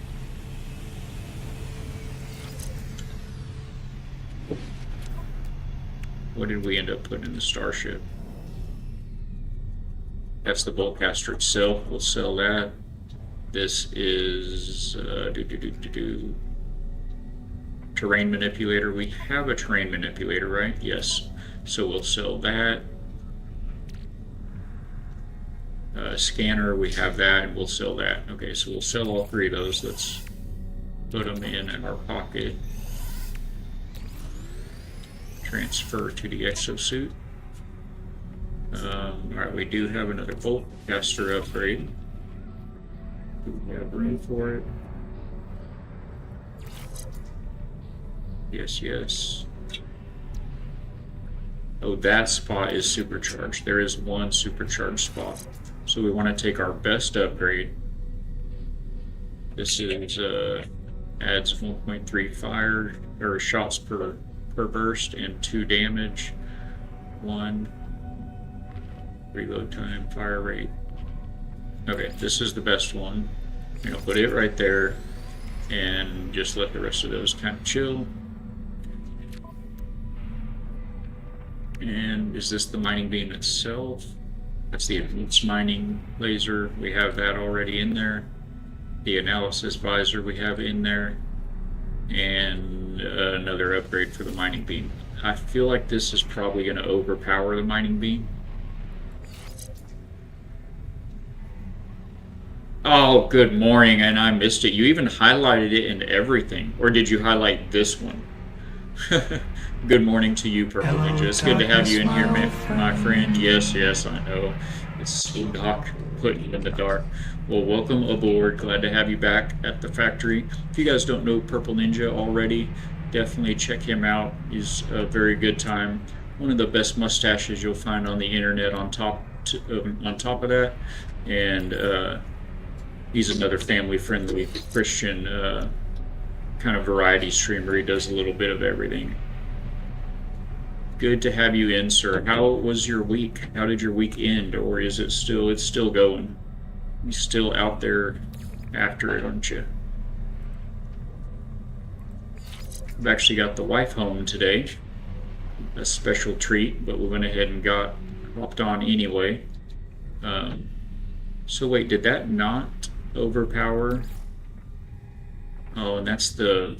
That's all right. We can take this guy down. He's not connected to anything, and put that up here with the rest of the mining upgrades. All right, so we've got a super upgraded mining laser, a pretty upgraded bolt caster. We're looking good, looking good. And those are all fine where they're at. Put him up there. All right, and now we are ready to sell the extra bits and bobs. They're all multi-tool ones, so we'll talk to this man. And then right after this, I'm going to go ahead and do that break I was talking about. We'll try to beat the. Let me check on those ads, how they're going. We'll try to beat the ad. Yes, we're going to beat Twitch to the ads and shorten that up. Put up a word game for you guys for a few minutes, and I'm going to do a quick reload. Try to get some of our frames back. All right, so we're going to go into purchase, even though we're selling, and then select sell. And we're just going to sell all of these. Hey, I see your whole highlight and everything now. Getting new followers last night. Oh, I did. Miss Jessie followed me from Mr. and the Mrs. That was very nice to see this morning. I don't believe I'm not sure if she's been in today or not. I'm don't believe she's been in today. If she was, she wasn't able to say anything yet. But yeah, that was very, very good to have her in. I'm not sure if Christian already follows or not. I'm not positive, but yeah, it was very nice. We did. I'm sure you've already heard, but we did. Oh, I'm going to stay up here actually. No, we're going to drop down because go to the Galactic Trade Terminal. First thing we're going to do after the break is sell some stuff. We just need to sell some of our spare materials to get enough money to get that exosuit upgrade upstairs, and hopefully another one or few along the way. So we're definitely not making that completing that mission before the time, but you got rated by Mr. and Mrs. and showed your Windrose Castle and gave you a shout out to like 30 people. Thank you, man. Good looking out. Yeah, so Mrs. Jesse actually popped over and followed. So it's very likely that's when it was, or at least what prompted that. So thank you, my friend. We appreciate you. Man, they're so great, aren't they? Christian and Jesse. I don't get to catch very many of their streams with the way all of our schedules are, but I love the impact that they have on the community, and the few that I have popped into, it's always been a delight. So we're sure glad to have them and to know them, and to have them as a little piece of the factory now. So thank you for that. All right, so yeah, we're going to pop out to a break real quick. I'm going to start it off with a quick ad. If you're here on Twitch, if you're on YouTube, you can go ahead and start playing the word game. If you're on Twitch, we're going to throw you into a few ads just for a second. I appreciate you guys hanging out, and we're going to get the word game going here in the background, and right after that ad, you guys can join in. Good luck, and I appreciate you. Love you guys. We'll see you in a few minutes.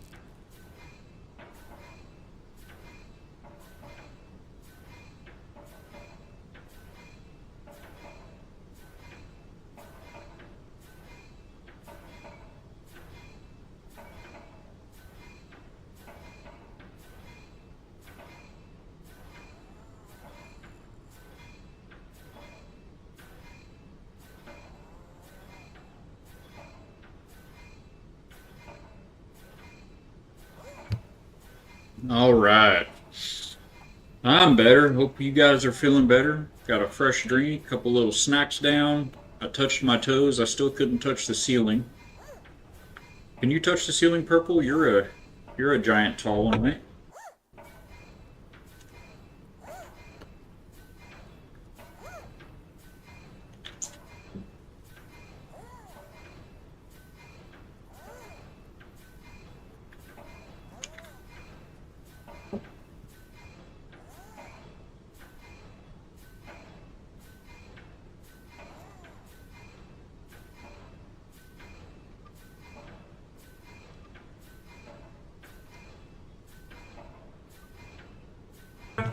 Yeah, I do know the about the be right back there. It's very rare on any of these puzzles that it does cover a little bit, and I figure between that and the random shifting of the letters that I think we're going to be okay with it.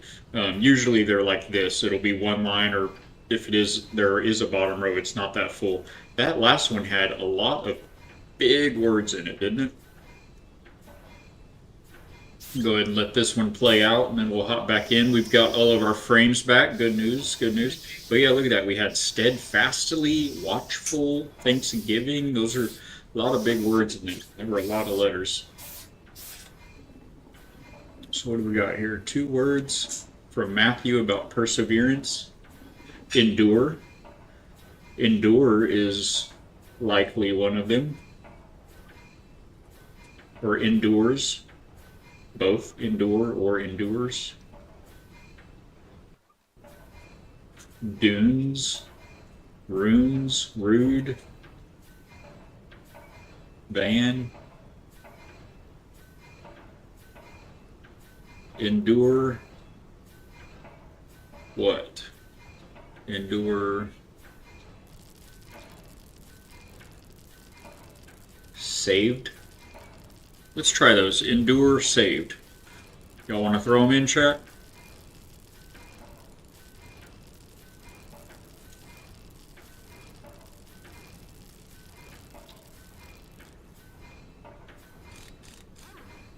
Let's see.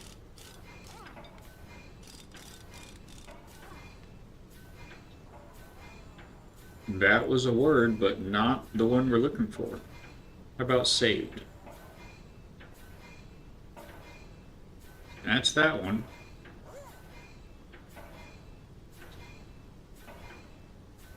That's crazy. The theme is perseverance. It starts with an E, but it's not endure. Oh, it's endures. Hey, we solved the puzzle just in the nick of time. Would you look at that? All right. Good times, good times. Man, I got lucky on that last one. Tried to give it to you. I had the streamer advantage, you guys. So yeah, here we go. We've got, let me get back in the window. Look at all these frames. All right, let's go. And yeah, we're gonna go sell a few things real quick. Get that inventory expanded, and then go check out what this mission is all about. We sell. Let's see here. These are all worth a whole lot. Let's take maybe half-ish. Let me get this out of the way. Get this down to like, I don't know, 2,000 or something. 3,000.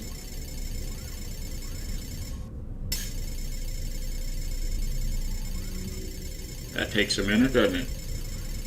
Alright, we'll sell that and we'll have 100,000. And then we can sell. What else? I thought we had silver. That's not very much silver. We've got a bunch of that, a bunch of that, a bunch of those, but they're not worth anything. We've got a bunch of magnetized ferrite. Actually, let's go up instead of down. How's that?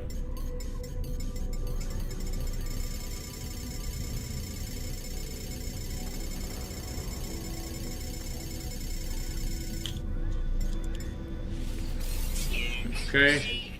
We can sell some. Wait, how much was it if we sell all of it? That's not very much. That's a good bit. Sell some of this. That'll be good for now. Units received. Alright. Now we hop back up here, grab this exosuit. Man, look at all them frames, so smooth. Sometimes you just gotta turn it off and turn it back on again. Let's put this guy. Yeah, I guess we'll take it in the inventory. Alright. Ready to go. This is one of the expedition starships right here. The Vortex, what was it called again? Oh, it's not showing me. I think it was the Crimson Vortex. But it was pretty cool, kind of a hot rod, like a retro, 80s hot rod kind of a thing. You see the little graphic there on the nose cone, the lights on the side. It's got these little pass-through wings and ducts. It was a pretty neat one, and it was the reward for completing an expedition several expeditions back. That guy figured out to use his 10,000 nanites to bring his ship into the save, didn't he? Alright, so let's go. This should be, what were we doing? Sabotage or purge? I think we chose purge.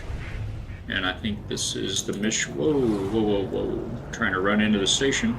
That's the mission marker there. Let's track in on that. Engage pulse engines. Get her done. The fallen swarmer wreck detected in this system. Land on Kagoni. It's a high radio source planet. It's a dissonant planet, not surprised. Swarm debris. Okay, so we're gonna be able to find this on our scanner. You see the little symbols next to swarm debris, gamma root, salvageable scrap.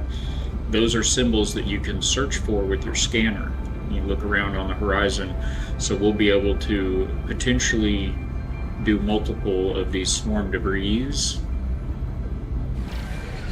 But we're gonna start with this one. Ooh, a purple planet. Look at that. Look at that, Ninja. We've got a purple. It was purple a second ago. It was a purple sky a moment ago.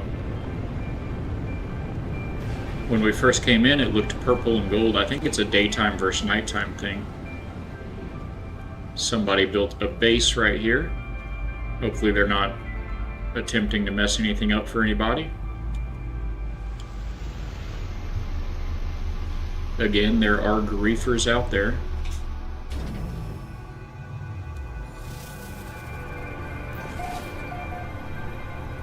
Alright, so let's get that off the screen. Whip out new planetary record, highest radiation level.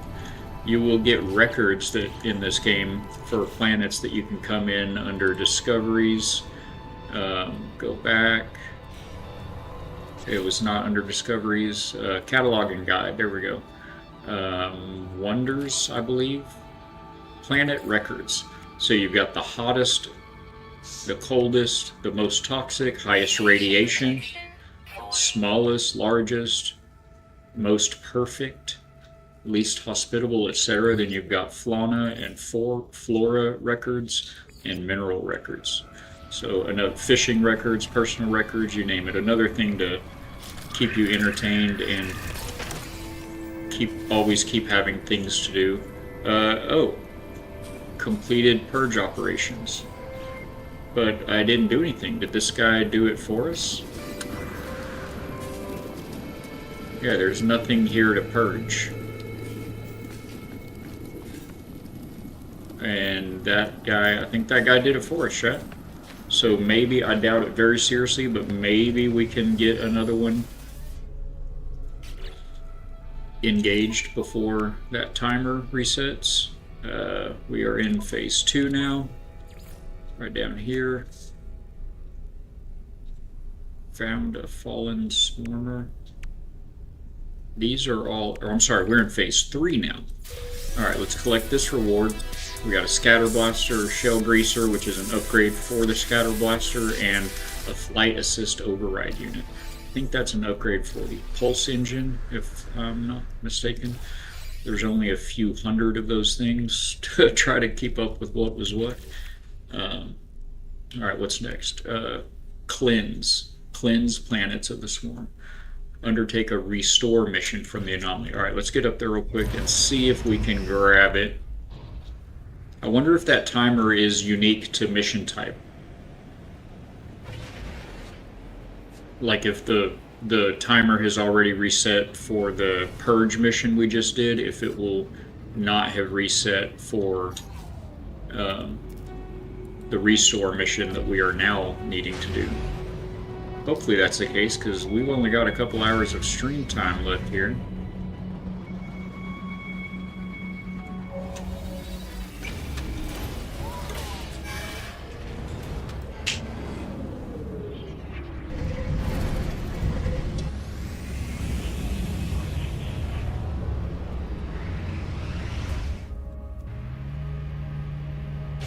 Complete a restore mission. Andale, andale. Yepa, yepa. Andale, pues. Restore, sabotage. Oh my gosh, look at the timer. 7 hours and 50 minutes left. Oh my gosh, it's an 8-hour timer. I mean, I guess, you know, it gives you 8 hours to complete one of each of the missions, but we just got in. That's messed up that it's like global. The timer is global, you know? The 8-hour timer should start for you in your expedition when you got to this point where you could start doing these.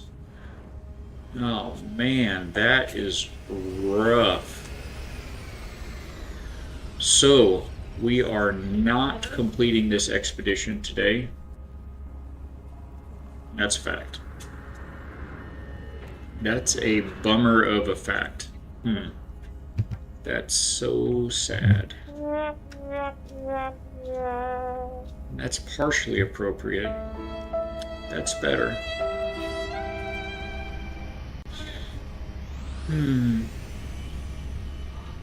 Well, so what do we want to do now if we can't complete the mission? I mean, we could start to building a base, I guess, or we could jump into Guild Wars 2, perhaps. A third option, if there are any takers, is we have, sorry, I've got my stream manager paused down here for some reason.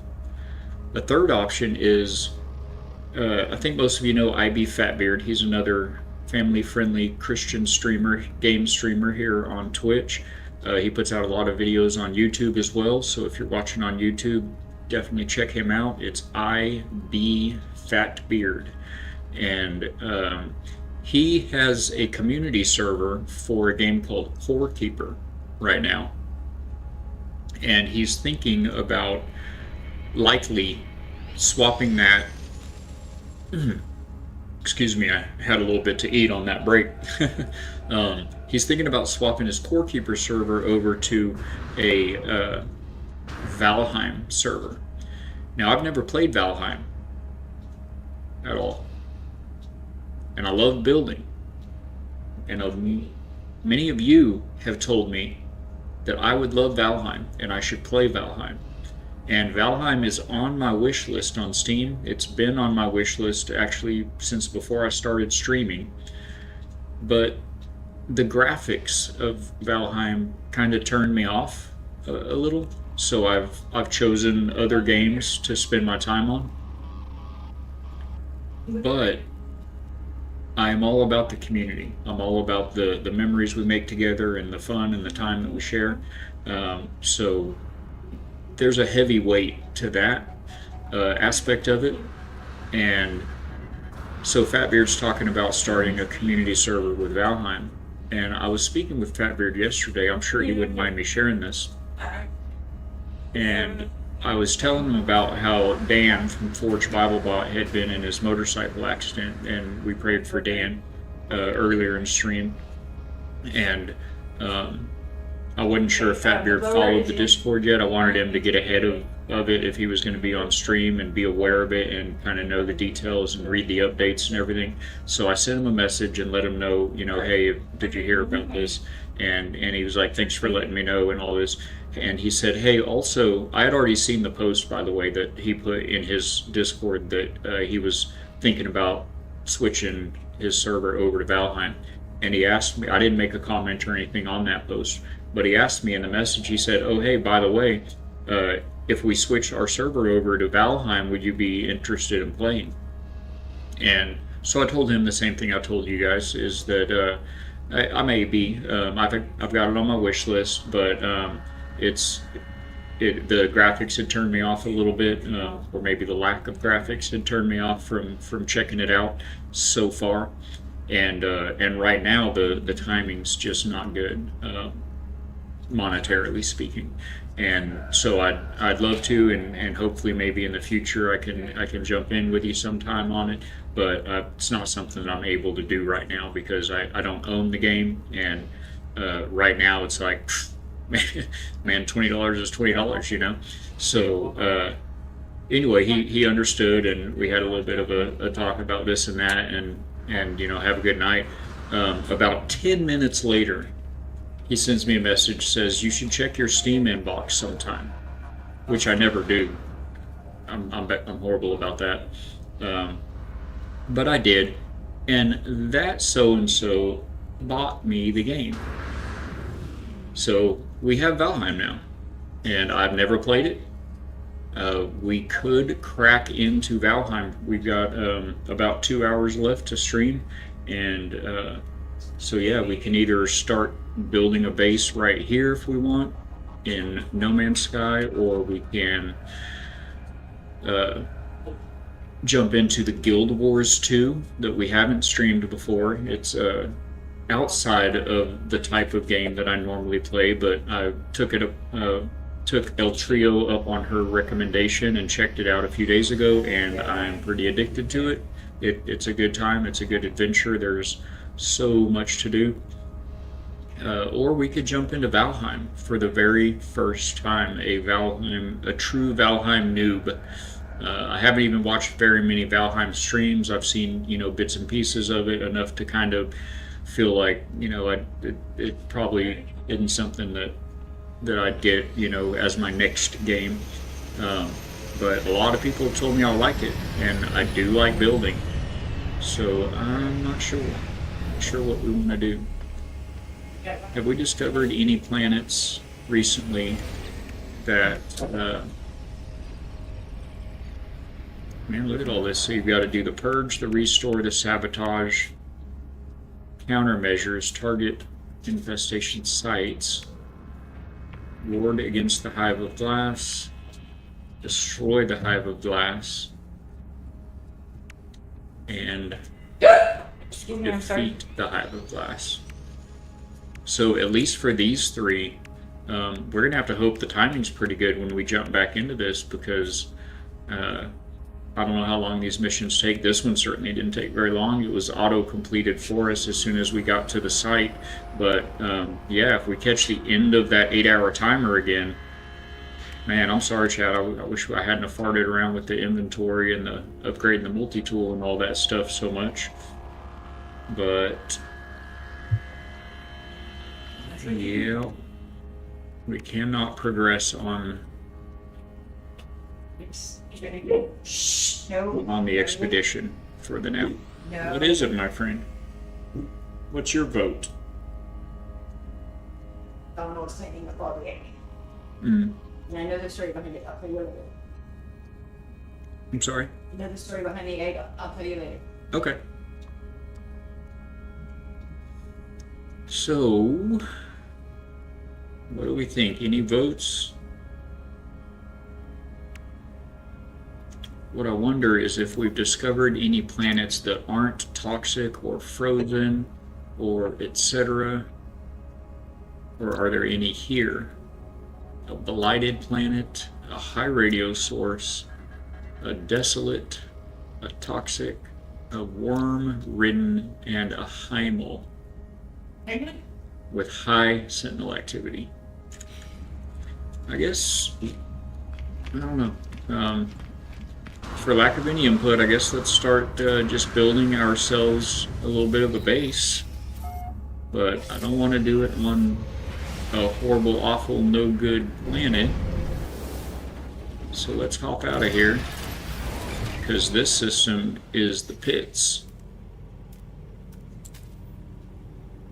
Navigation, oh, planetary interface.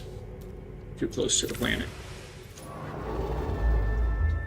Let's take a look around at what we have around us. There's water in this Vy'keen system. Seems like as good of a bet as any.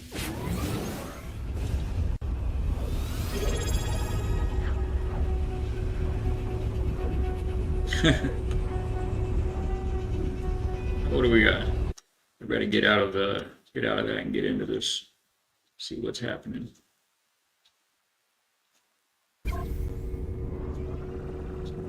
Oh, Gamer Knight with the Twitch Prime sub. My friend, thank you so much. I know you only get one of those per month, man, and you gotta choose where to put it, and I'm so grateful and blessed for you to choose to throw it up here. Thank you so much, my friend. It's always a pleasure having you in. That's a fact. Oh, this is an outlaw system here. I don't think that you have the exosuit upgrade in outlaw stations, but let's pop into one anyway. If nothing else, we will enter this onto our travel log, if you will, so we can zip back to it anytime we want. Yeah, that is awesome. Thank you, Gamer Knight. And that was drowned out by the ship landing. Get you a welcome aboard for that amazing Prime sub, my friend. So what do you think while I've got your attention among the hectic day that we have for a moment? Should we work on just building a base here in this expedition? It's not one we'd be able to come back to or anything, but we could do that, or we could jump into our very first ever Valheim experience, try to get a little bit up and going on that before we jump in with Fatbeard in the near future, hopefully. Or Guild Wars 2 is a popular game among many people out there that we've just gotten into ourselves, courtesy of El Trio's recommendation. Just for record, in the Outlaw systems, there is still the exosuit upgrade. You notice they get a little more expensive as you progress. The first one was free, then the second one was $35,000, then $35,000, and now that one is $50,000. So they do get progressively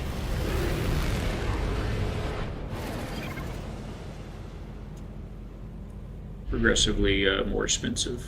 All right, let's see what kind of planets we've got here. C to scan a planet. What's that?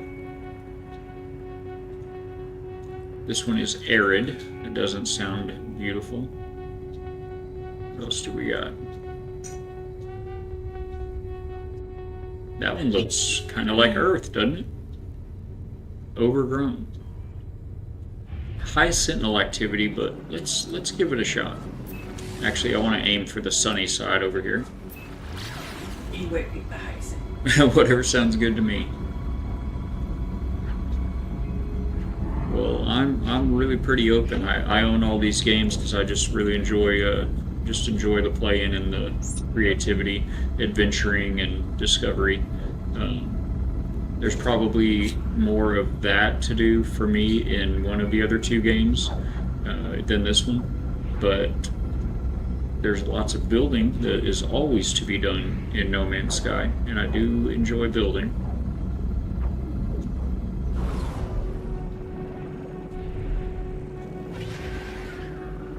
Okay, let's go.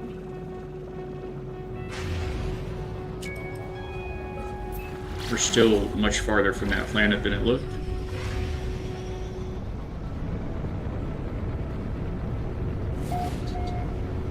I think I saw water. I sure love water. This is... Oh, my companion is ready to lay an egg. You can interact with your companion to induce laying. When the egg is ready, it will hatch into a new companion just like its parent. Or you can visit the Space Anomalies egg sequencer to genetically modify the egg.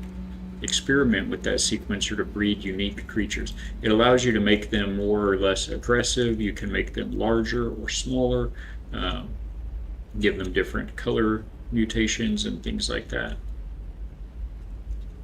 I think we better go ahead and stop tracking. Let's see, log. Stop tracking that. Oh, well, that's what we could do. We could do exosuit upgrades. Let's do that. We'll hunt for exosuit upgrades instead. I do like this planet, though. This is pretty. Blue water, green grass, blue sky. This is rare, you guys. This is like the unicorn planet. They call it an Earth-like planet, and many people spend a lot of time hunting for Earth-like planets in this game, and they're very hard to come by. You'll have green grass, blue sky, and red water, or you'll have blue water, blue sky, and purple grass. There's always something that's off. The name seemed like a play on Garden of Eden almost. I missed it. What was the name of the planet? Let's see. Paraiso de Evelyn. It does, doesn't it? And it was discovered by Evelyn Jester. I bet Evelyn has got a base on this planet. What do you want to bet? Go ahead and scan this guy while we have him in our sights. There's another flyer. I missed him. I don't see one on the horizon up here. Are these fish that we're seeing down here? Birds. Got him. So I don't see a base on the horizon here, but it could be on the other side of the planet, over there somewhere. I'd be surprised if Evelyn, who discovered Paraiso de Evelyn, didn't put a base here, you know? Yes, you've got to get into it. It's so cool. And if you find a planet that's just really great, you'll notice, let's see where it shows it. Is it when you're scanning? No, on the Discoveries tab for the planet, you can click Add to Wonders, and then you just add that to personal records right there. You can say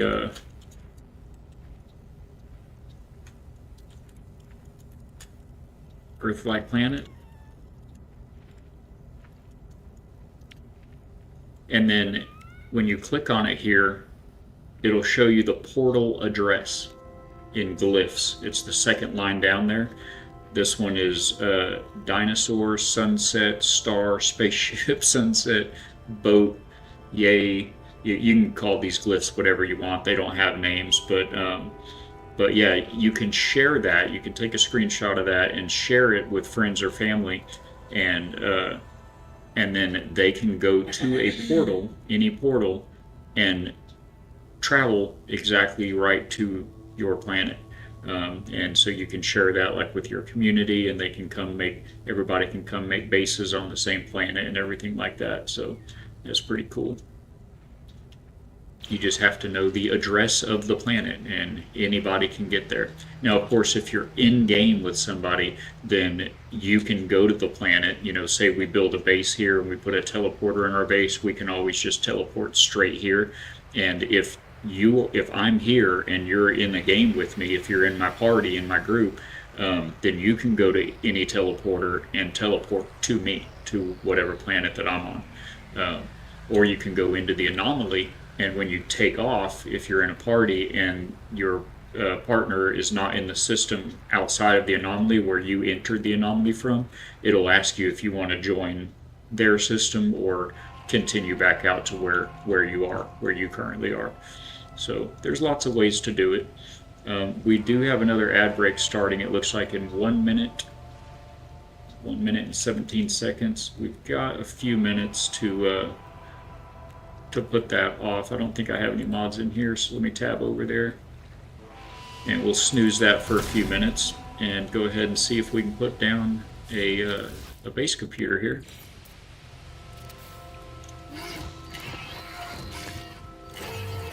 The base computer is how you claim a piece of land so that you can build your base on it. Searching cartographic archives. Universal Archive search reveals no prior claims on this site. Sonar test confirms site is suitable for construction. Claim site. Claim base. And now that circle, actually not quite that much, I think it's 500 units in any direction. A very large circle around you is now part of your base. Nobody can build on it, and they can only interact with it in the manner that you give them permission to do so. So that can be fun. I want to get at least we don't have any build. Oh wait, we do have a computer though, a research computer. That's what we need to start with. We don't have any blueprints for it to build anything. All right, we'll put that in our pocket and get back over here and put that down. So this is a research computer you can build at your base. There's another very large version of this at the anomaly, in the back of the anomaly, and you can go there and purchase for nanites, or no, not nanites. It actually costs salvage data. What is this? A factory override unit can divert the facility's resources towards researching new product recipes once access has been gained to a central control terminal at a planetary fabricator facility. All of that's new. I don't know what a fabricator facility is. I didn't know you had a override unit.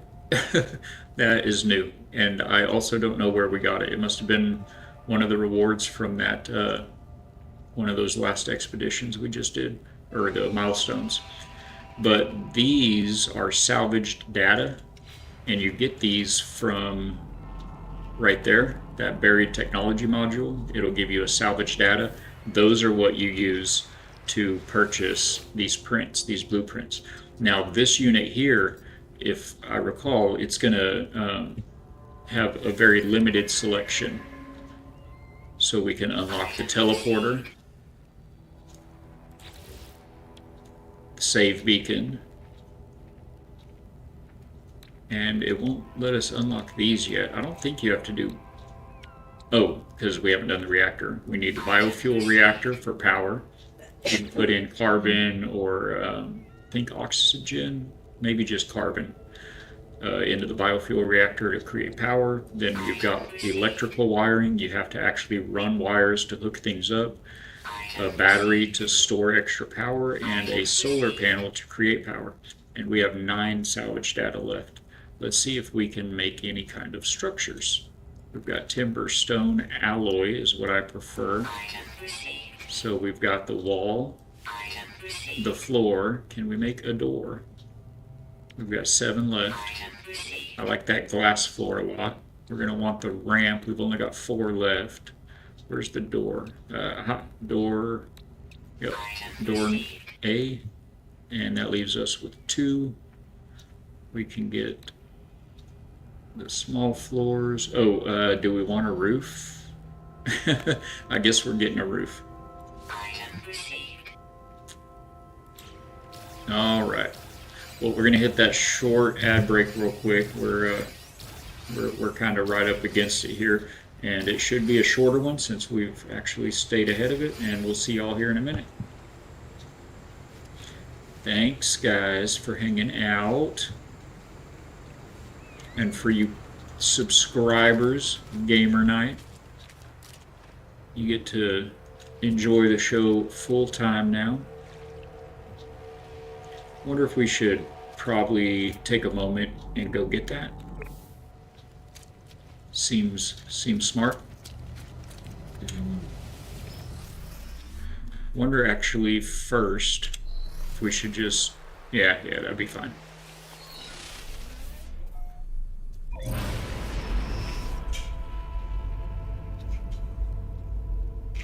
It was right down here.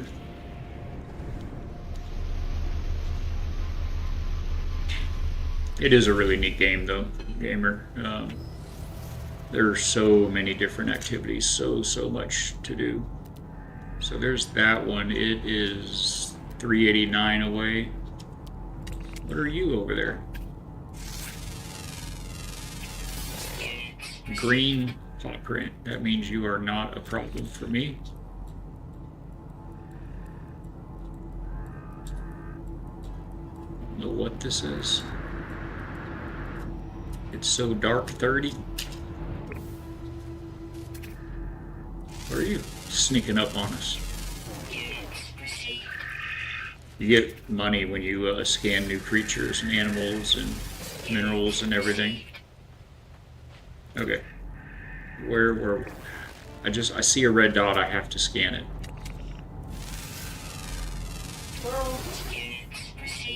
That's a big tall boy, you see him? The animals are so nuts, so nutty in this game. So I guess that's the one we were looking at. Wait, that one's 250 that way.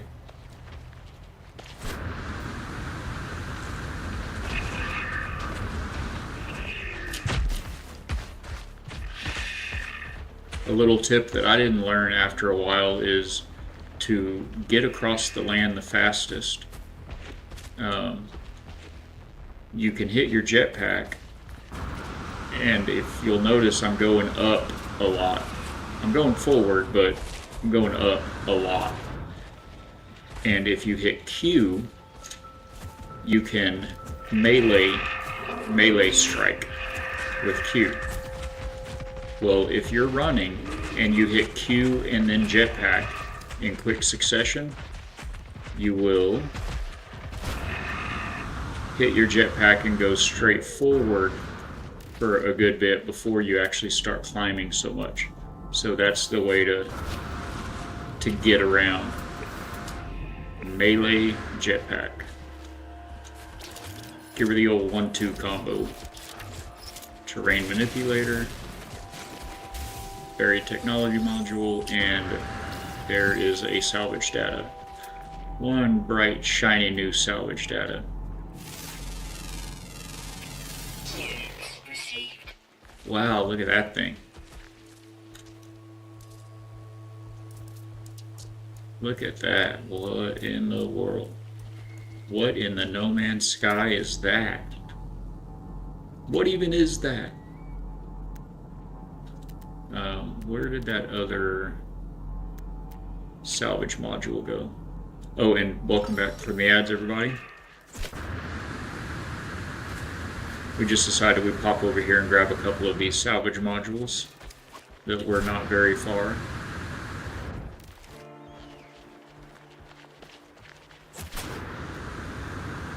You'll always find one of these buried salvage modules also at the broken machinery that you'll find everywhere. Let's see if this is by one. It is not. So there's these broken pieces of broken machinery. It looks like a short little kind of a teardrop shaped pod that's kind of sitting askew and smoking, and that looks like a big shadow. I was like, whoop,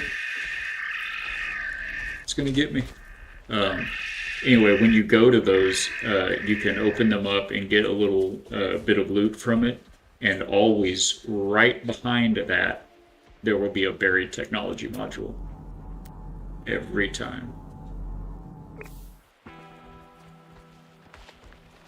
I tend to dabble in games, trying to get better at sticking with them. It's so hard. I think we were talking about that before once. That man, it really is so hard to stay focused. You know, you see other people playing games, or you get an ad for one, and it's just that newness and like, oh man, what's that like, or that looks neat, or it's so easy. Nothing found. What?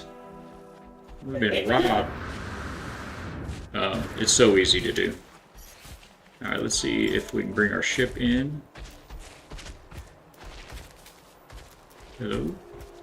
Oh, I'm just not pointing in the right place. Oh no, my launch thrusters are out of fuel.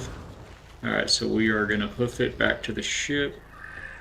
Where's... Okay, yeah, it's this one. Or we could have this guy give us a ride. How far is it? 450, that's not too far. Oh my gosh, I just realized we're almost at our... Oh, I'm still in my... I'm like, why can't I... I couldn't do the thing. I was still in the summon screen. We're almost at our sub goal. Let's go. You guys are legends. Killing it. Putting the factory in overtime. The wife says thank you. And you guys, if you knew her, I'm sure you'd agree. Everybody does. She is the best one. So that's good when we can please her. Right, we are out Take much to please me. Don't make it sound like that. fuel. Technology recharge. Of course, she's married to me, so obviously she's easily pleased. No. But it is good stuff.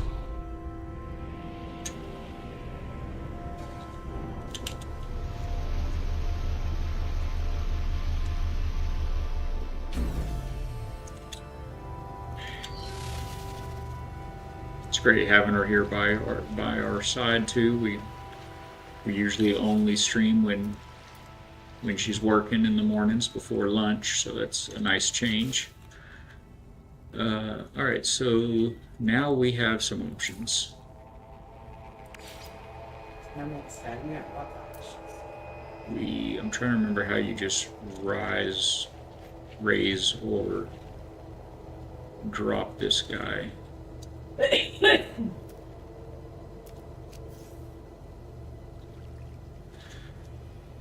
Oh, it has to be the first piece, you know, it's got to be on the ground.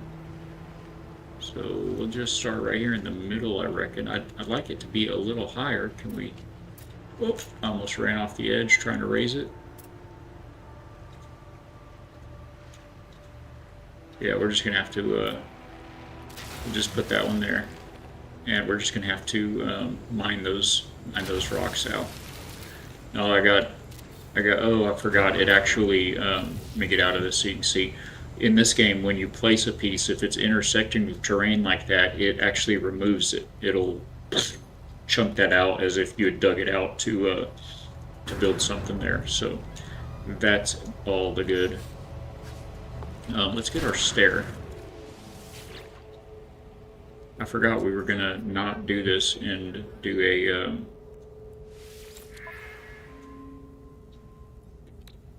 do some exosuit upgrading, expand our inventory a bit first. Timber, alloy, we'll grab these stairs. We got the roof already.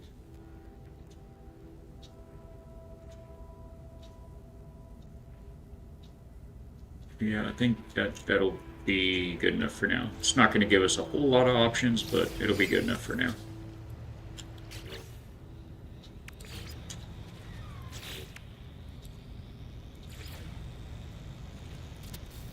One really cool thing about this game is you can point at, you go into edit mode like this, and then you can point at a piece and click duplicate, and you don't have to keep going back into that menu um, to pick pieces. If you've already picked one, then you can just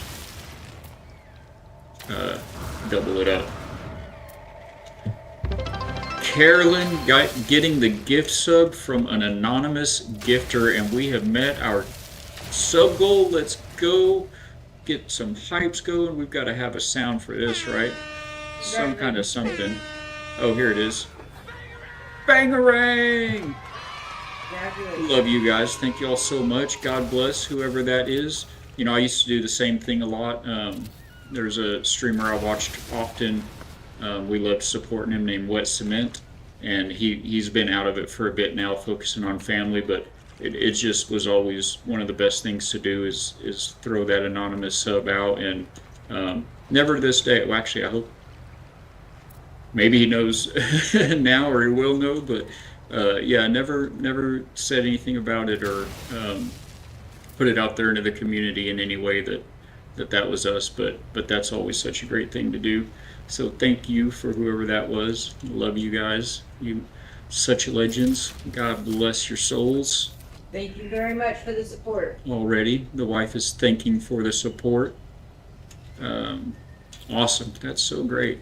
You can also move things that you've already placed, which is very grand.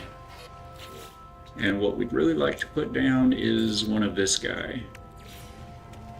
But we need a couple of carbon nanotubes, and then we're going to need to power it. What are we going to need for?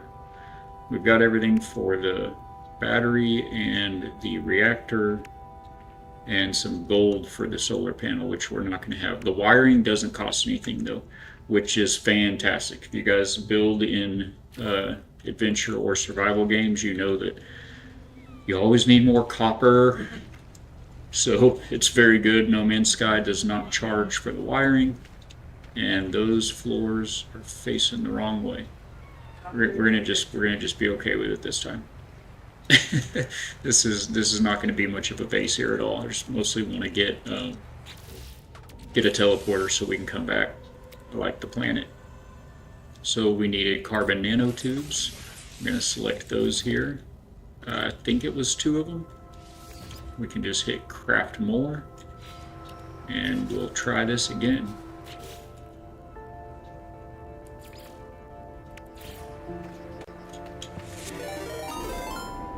Yoink. Pastor Baggins coming in with the raid. Thank you, guy. So good to have you. Appreciate you. Welcome in, Raiders. I am Balak. You've made your way to the factory. We're a Christian, family-friendly game stream. Pretty new at it. We've been going almost 3 months at it now. But I'm so glad to have you guys here. Thank you for the follow. Hey, Purple Ninja coming in hot. Good to have you back, my friend, with the Baggins raid. I know it's so good. Nikki TN, thank you so much for the follow. Such a blessing. Glad to have all you guys. But yeah, we're a variety, family-friendly Christian stream channel here. So, didn't even bring you in, Miss Montana. I'm so glad you found your way in. It's always good seeing you guys over there as well. All the follows, so good. So we're doing actually a little bit of building here. We're playing No Man's Sky with the new Swarm update and Expedition, the community expedition that's going on. But it's a little different than other expeditions. I forgot what I was doing, so we're just gonna hold off on it for a second. It's so good to have you guys in. Yeah, Baggins, how was your stream? I actually missed the message pop through. What were you guys up to over there? Let's see. I don't think it even says. And it didn't give you a shout out. Well, my goodness. We'll definitely give a shout out for Pastor Baggins. If you guys were already in here and you guys don't know Pastor Baggins, definitely give him a follow. Go check him out. Looks like they were playing Arc Raiders. That's very cool. He is, as the name implies, an actual pastor and a gamer. Very laid back, very cool and loving. Everybody is welcome. Raiders, Arc Raiders photography. Okay, but a lot of ministry today. Fantastic. We do a little bit here. We did some prayers earlier. I do start every stream with I've already put the book up, but I start every sure. We start every stream here at the factory. We start at 9 a.m. Central Time in the mornings through 1 p.m. And we start with a small daily devotional from a book by Sarah Young called Jesus Always. Thank you so much, my love. We've got a bonus that the wife is in today. We typically stream while she's at work, but she got the day off today. But this is Jesus Always by Sarah Young here. And you can still get this on Amazon as well. It was gifted to us roughly 10 years ago. Thank you so much. And it's just a fantastic way to start the day. Get your head and your heart in the right place for the challenges that will surely come and greet you in this broken world we find ourselves in. But man, we're just so happy to have you guys here. I am normally, I think, either streaming at the same time as you, Pastor Baggins, or we are asleep. I know you've done some evening streams that I've missed in the past. I am a very early to bed, early to rise type of a feller. I wasn't always that way, of course, but that is certainly how I have wound up. Are we on the game here? Okay, there we go. I keep tabbing in and out, and then I come back, and there's something about No Man's Sky. I lose some frames for a couple of minutes when I get back. Oh my gosh, that's a slideshow right there. We're just gonna let that cook for a second. I love that you're doing that, brother. Keep it up. I wouldn't for anything. You couldn't make me. And it's brought us so much healing over the years, so much hope.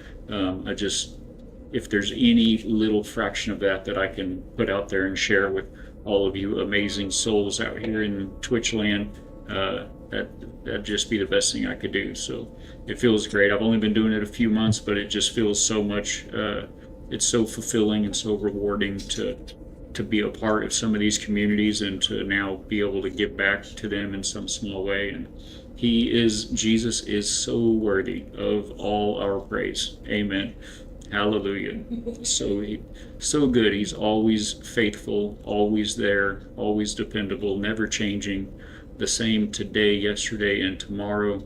It's such a blessing that we have to not only have him, but for him to put us in touch with each other. It's so good. Man, I just don't have any frames here, guys. That's insane. We dropped some frames earlier when I went to a space station that was heavily populated with other players. You typically don't. I mean, this is crazy. This is crazy. Oh, I know why. Because it's there we go. That's gonna be better. That'll be better in a sec. Oh yeah, the game, you typically don't ever run into anybody in this game. It's so massive. Those of you that are familiar with it, you know what I mean. If you're not, ask me and I'll go into more detail. But you'll just never run into another player usually. And so in these expeditions, all the players are on the same path, going to the same places, taking care of the same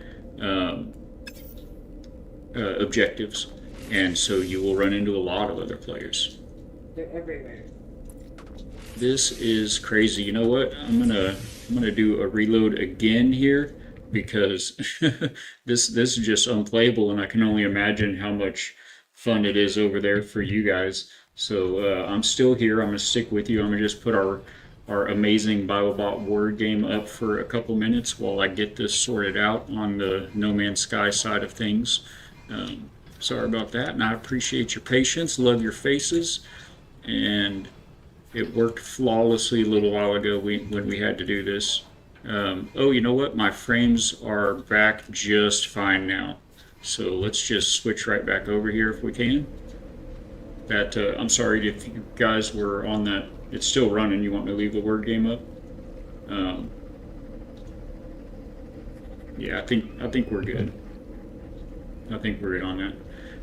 I'm sure most of you probably already know, but anyone in the house that doesn't know or hasn't heard, the Forged BibleBot was created by Forged by Grace 7, and he's very open to sharing everything in his Discord. He has an amazing, strong testimony, and is very open about everything. His name's Dan, and Dan had a birthday yesterday and a big motorcycle accident. He had to be airlifted to a hospital, and so we, all came together as a community. We appreciate so much the Bible Bot and everything he's put into it, all the personal attention that he's given people, myself included, multiple personal phone calls. He even redesigned the app and added features specific for Meld, which is the streaming software that I use. When he was helping me set up docs, and it became apparent you can only have one custom browser dock in Meld active, as opposed to others that allow you to have multiple. And sorry, I know the content's not much to look at here, but we are trying to delete. It's been so long since I've played it. Delete X, okay. Anyway, so yeah, he had a birthday and was in a motorcycle accident yesterday. And so we definitely want to keep him in our prayers if y'all didn't already know that.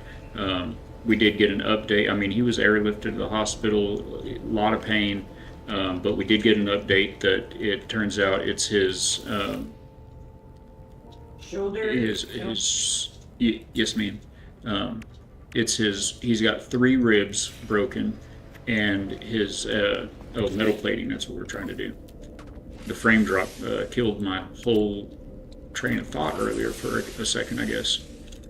So he broke 3 ribs, broke an elbow on one arm, and messed up his shoulder on the other, and so we're just praying for healing for him and for comfort and joy in the tribulation, and then of course for clarity and wisdom for all the doctors and nurses that are involved in that and everything. Thank you, Mrs. Montana. Mrs. Misfit, he is definitely a good man. So yeah, just throw that out there. Let's see if we can do something here. My goodness, we're gonna do something even if it's wrong. All right, and then you can select the wiring from here, but you can also, when you're out here in edit mode, let me get back in here, say we had just placed this battery, which we're actually going to just place another one over here by this battery. You can click C to go into edit mode, and from edit mode you can do toggle wiring with Q. And now we can wire all these up together like that. I'm going to select that point again and connect it to the battery, or I'm sorry, to the generator. We're going to select that point again and connect it to the teleporter. And now in this biofuel reactor, you can throw in some oxygen, carbon, condensed carbon. I actually want to hold on to my oxygen. We're going to use condensed carbon. Fire that puppy up, and Bob's your uncle. There you go, working teleporter or whatever else you have that requires power that you've got going. So good. I'm going to move this guy over a little, out of the way. And I guess we can throw up some walls. It wouldn't hurt anything. Mostly I want to use the time to expand our inventory. I don't think I got around to mentioning this for Raiders, but this expedition has a very unique aspect to it. The last phase of the expedition, phase 3, here, these first 3 missions, these are done through the anomaly. They've replaced the Nexus, which is normally the center location at the anomaly, which is a big community area that you can summon to your location wherever you're at and go in, and it's somewhere you can meet up with other people and everything. And in the anomaly, there's a machine called the Nexus in the middle of it, and you go to it, you interact with that, and it lists 3, I think it's 3 every hour or so, but there'll be 3 to 5 missions to choose from, and you can pick a mission and go do a mission with other players. So that could be in players that are in your party or in your group that you're playing with, or if you're playing solo, a lot of people do play this game solo. You can go there and join one of those missions or start one of those missions and have other people join you, and you'll leave and go together. It'll take you to the same place and you'll fight the same creatures or unearth the same artifacts or bones or whatever it is that you're doing. There's so many things in this game. So they've replaced the Nexus right now with another special interface for this expedition, and you interface with that interface and choose missions from there. And some of the missions are called purge missions, some are restore, and some are sabotage missions. And so these first 3 steps of phase 3 in this expedition, you have to run one of each of those types of missions. However, there's a time gate on that interface, on the big, I forget what they called it, I forget what the little guy that built it called, the prismatic core, or the prism. I think he just called it the prism. Anyway, there's a time gate on it for those missions at the prism, and it's an 8-hour timer. And so you can only do one of each of these 3 types of missions within 8 hours. And I think they did that to kind of pace the overall progression. Let's see if I can pull this over here.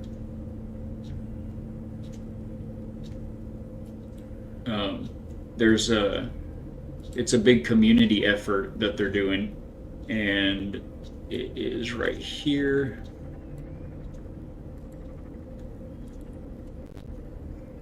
Get into here, we're almost there with it. And pull this up and drop that. That worked? That doesn't appear to have worked.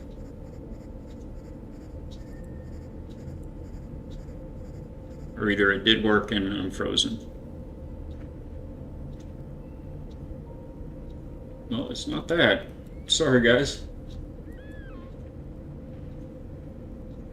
Huh. So strange. Well, you can go to it if you're interested, and it is at No Man's Sky, or it's at Galactic Atlas / No Man's Sky.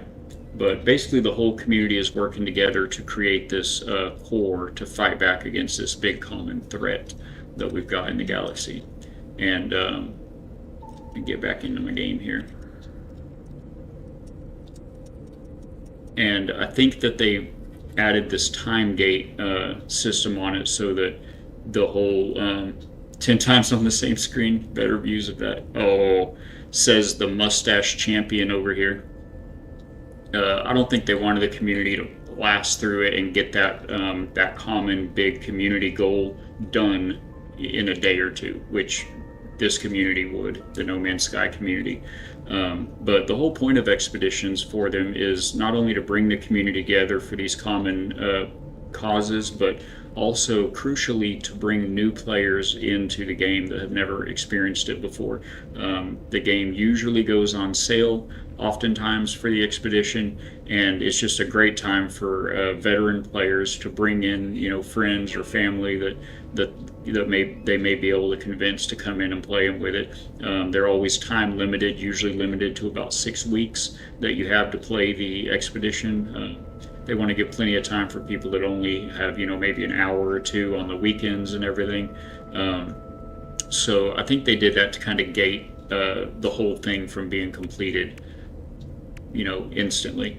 But for us, what happened was we finished phase 2 and then progressed, okay, what's next? And it told us to go to the end of phase 2 here.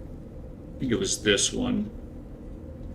We surveyed swarm activity, and yeah, then this, at the beginning of phase 3, it told us to go back to the anomaly and speak with Polo. He's the kind of creator guy there. He's the one that built this big contraption, the prism or whatever that has the missions on it.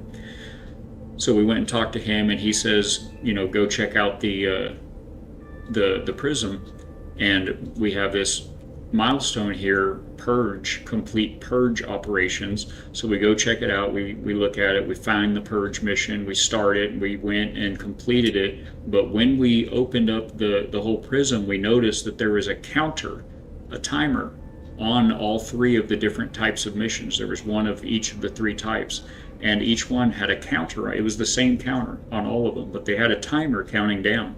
And at that moment, it was at 33 minutes counting down. And then I subsequently spent about 10 or 15 minutes fucking around with my inventory, and it also gave you a new multi-tool right then. So I was like swapping out parts and upgrades and pieces for the new multi-tool. And then we went and did the mission, and we came back to the anomaly to do the next mission. And that timer that was at 33 minutes counting down was then at 7 hours and 56 minutes. So it's an 8-hour time gate on this expedition. So that's where we're at. We're stuck. We cannot progress any further in the expedition that we had planned to actually finish today on stream. But instead, we're just stuck twiddling our thumbs and keeping ourselves busy. So, and we did decide to go ahead and put down a little bit of roots to try to find a planet that wasn't toxic or frozen or desolate or barren or any of the other many undesirable places. And we found this place. We're not the first to find it.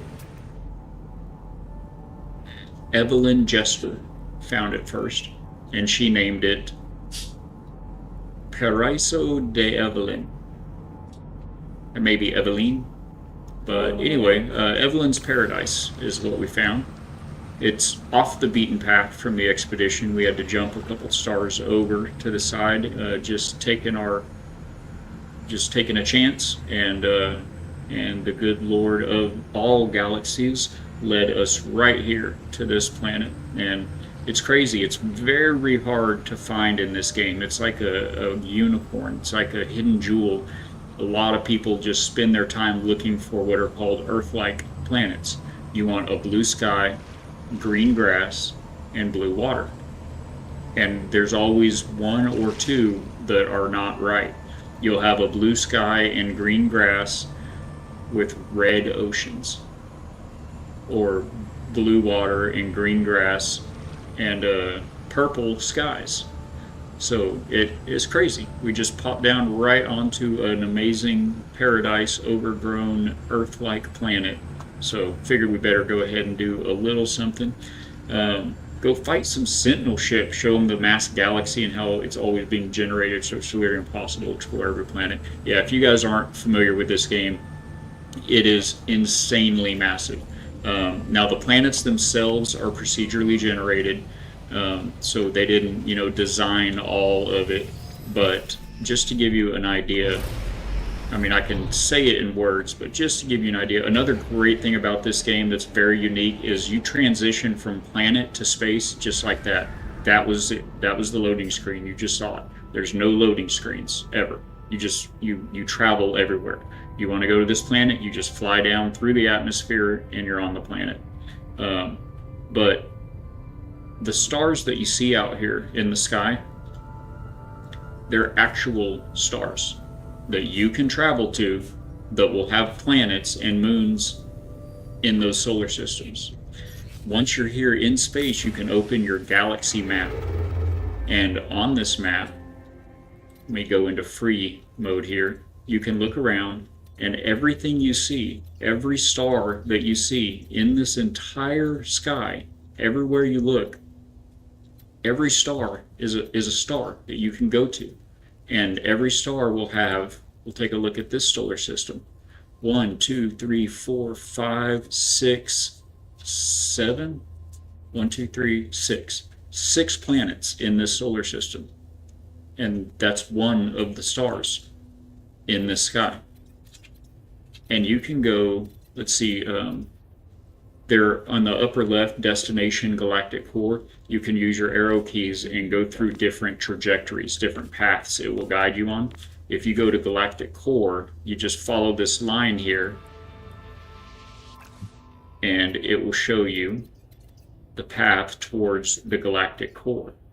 So it's that very, very, very bright light. And we're just gonna super, super fast travel here, and we're not traveling, of course, right now. I'm just moving the camera. If I tried to pick one of these stars to go to, out of jump range. We are very out of jump range right here. But as far as you go, you can spend hours and hours and hours going in one direction in this game, and that star in the middle of the galaxy is not getting any closer. It's massive. And you can stop at any point, and everywhere you look, in every direction, the sky is full of stars that you can go to for hours in that direction and not hit the edge of the galaxy. So it's massive, right? Now look in the upper left corner. It shows the galactic core Euclid galaxy. I know some of you are on smaller screens. It may be hard to see. On the left side of that image, you can see it's a spiral galaxy. On the left side of that image is a yellow dot. That's where we are in the galaxy. This galaxy is the Euclid galaxy. It's the first galaxy in the game when you start a new game. If you reach the galactic core, there's a massive black hole at the galactic core, at the center of the core, at the center of the galaxy. If you can get there and you fly through it into the black hole, it will transport you to a random location in the next galaxy that's just as big and seemingly endless as this galaxy, right? If you manage to get to the center of that next galaxy, it's called Eisentam, it will take you to the center or to a random location in the next galaxy. And there are 255 galaxies in this game. There are millions of planets. No matter how many people buy and start playing this game religiously, the community will never, ever, ever even come close to exploring every planet, or even every solar system, visiting every star, yet alone every planet around every star. The game is just mind-bogglingly enormous. It's insane. Absolutely insane. We do have a teleporter set up here, so we could just randomly go to another system. Oh, we were almost about to get attacked by pirates right there. Yeah, billions maybe. I don't remember they do have a count. You can look these numbers up, including, at the current player base, if everybody that plays the game or everybody that owns the game played for this many hours every day, it would take this many years for every to explore every star, and the number of years is in like the hundreds of thousands of years. So it's not happening. This game is never going to be fully explored, which there's something beautiful in that. And because of that, the vast majority of solar systems that you will go to, you'll be the only person to ever go there. You'll be the only human to ever see what you're seeing in this game. Unless you build something there and bring a friend, nobody else, more than likely, will ever find what you found. Let's see what this hostile pirate has to say. Friend, did you not know this trade route belongs to us? Pay the penalty fine or suffer the consequences. No. You persist? Very well then. Suffer the consequences of your actions. 1.1 quadrillion, not billion or trillion, but quadrillion stars. Thank you for looking that up, Purple. You the man, and the mustache, and the man, the myth, the mustache. Yeah, it's insane. The numbers are absolutely mind-boggling. And not only are there that many stars, here, or is that stars or stars? That's how many stars. So you multiply that, like, you know, there some stars only have like 2 planets. Many have 5 or 6, but say the average is like 3. Well, now you're up to 3.3.5 quadrillion planets. Hey, we beat them, and we got a defense shield. That's a Corvette part that you can build Corvettes with. Yeah, it's mind-boggling, but there's something beautiful to that. Let's see this. Now, right now we are very close to this expedition path right now. So let me get back on the expedition path here. Free Explorer. Where's the expedition route? It's not showing me the expedition route. I should be able to look around. Go to Free Explorer. I should be able to look around and see. Okay, there's where I built my base right here. I think it was Stevo. Why isn't it showing me the route? Is it because we don't have the log? That's what I'm looking for. Okay, we don't have it selected. So we're going to select Restore. This is the step of the expedition that we're on. So now we're tracking this objective, or this mission, the expedition. There we go. Now we're definitely tracking it. Complete phase 3. So now when we go to the map, we should get the option. Still not giving us the option for the expedition route there. Are we that far off of the expedition? That's the core.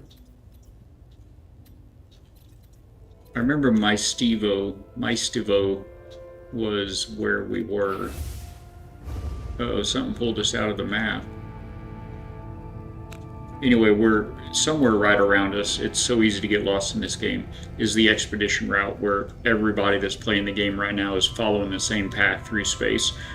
So any planets around that, or stars around that, have probably been visited by now. And so this system, for instance, has been discovered already. You can look at this planet and it says discovered by Tyrolf. So that could be your name.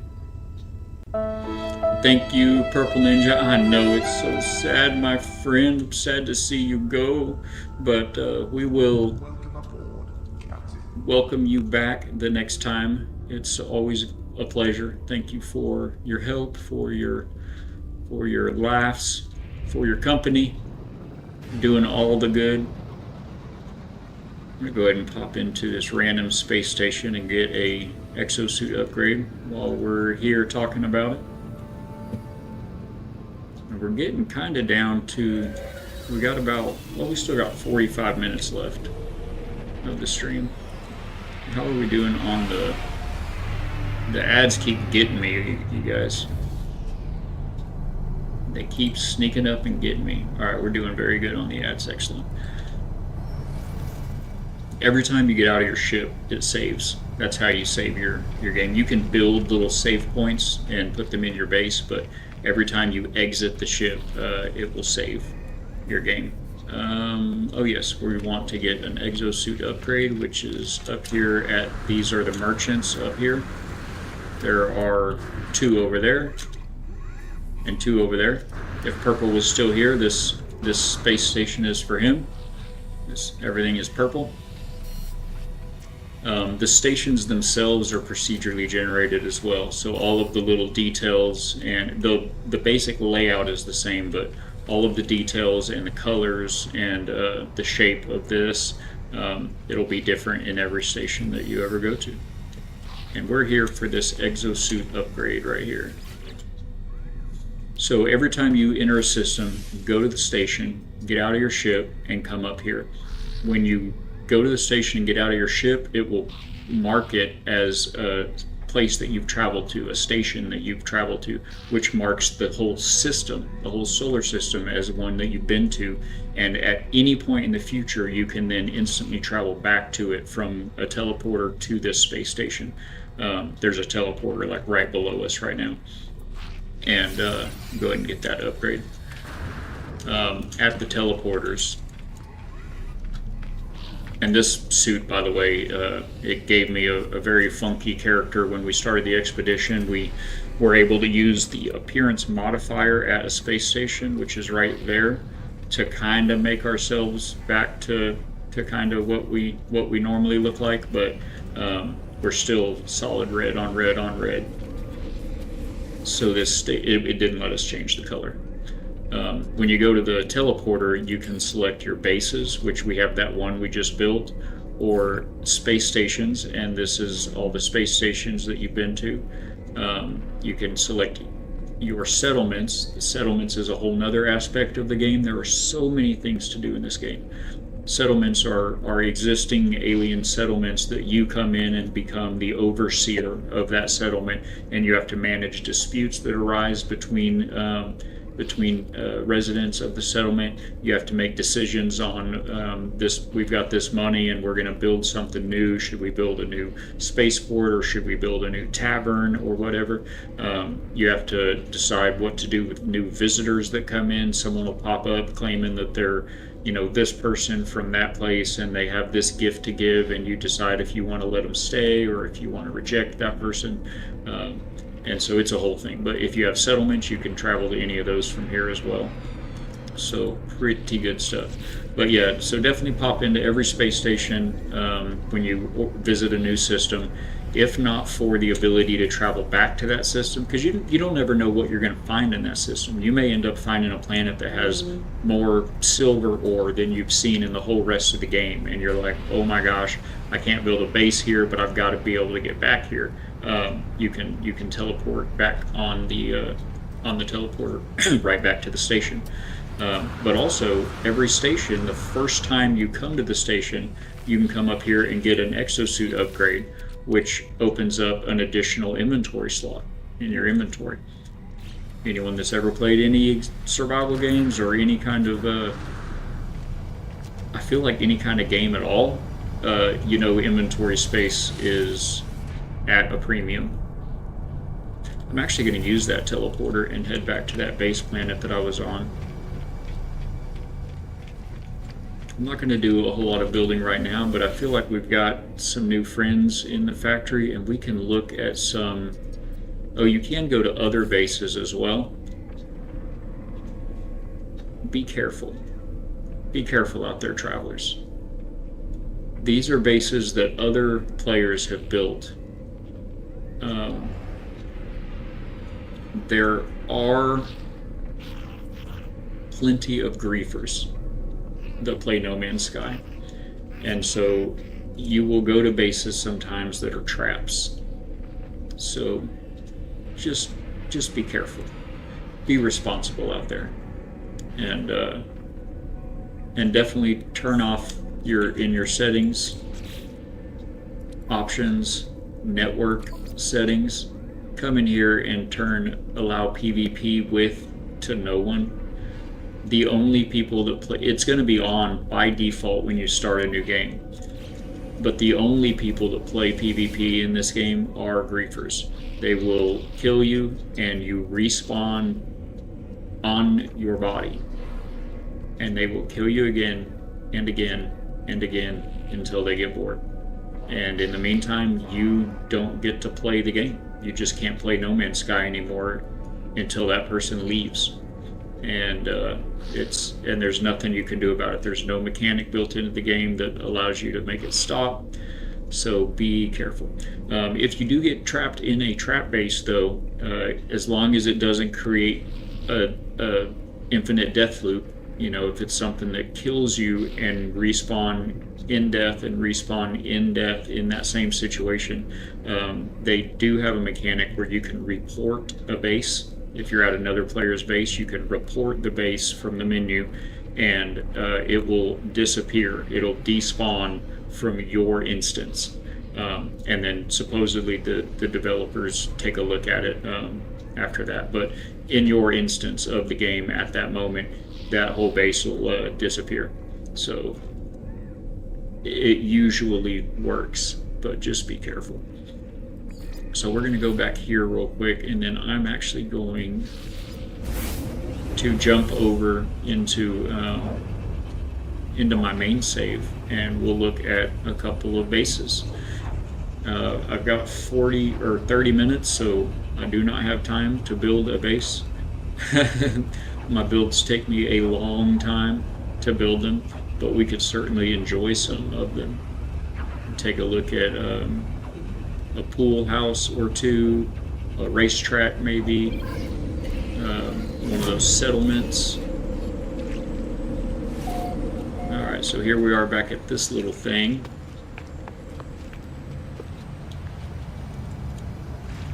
If I can board my ship. I just realized after I decided to come back to this base that the save that I'd like to show you bases in is the save that we are in an expedition in.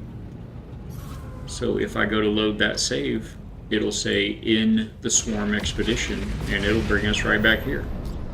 So we're going to demonstrate how at any point for any reason, if you'd like to put the expedition that you're playing on hold, say you're playing a save of your own and then you have a friend join up and you're playing the expedition with them, but then they're not going to be available to play again until, you know, the weekend. You can exit the expedition back into your main save without any kind of penalty or consequence and just hop right back into it when your friend's available again. So to do that, you come here to the anomaly. This is that prism that I was talking about before. Prismatic core is what they call it. And this is where you take these missions. There's 3 of them, and they have 6 hours and 30 minutes left before we can do another one. But right back here is where you start an expedition. It's where you activate or enter a new expedition. And at any point you can come here and click return to primary save, and just like that, it'll take you right back to where you were in your main save and leave you right there where you were in the expedition, and you can just pop right back into it when you're ready. So that is good. So good.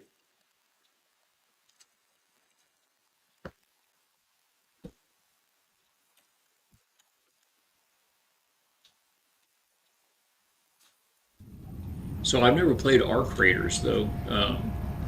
Here we go. That's me. That's what I'm supposed to be looking like. Yes, yes. Okay. And I have a ship.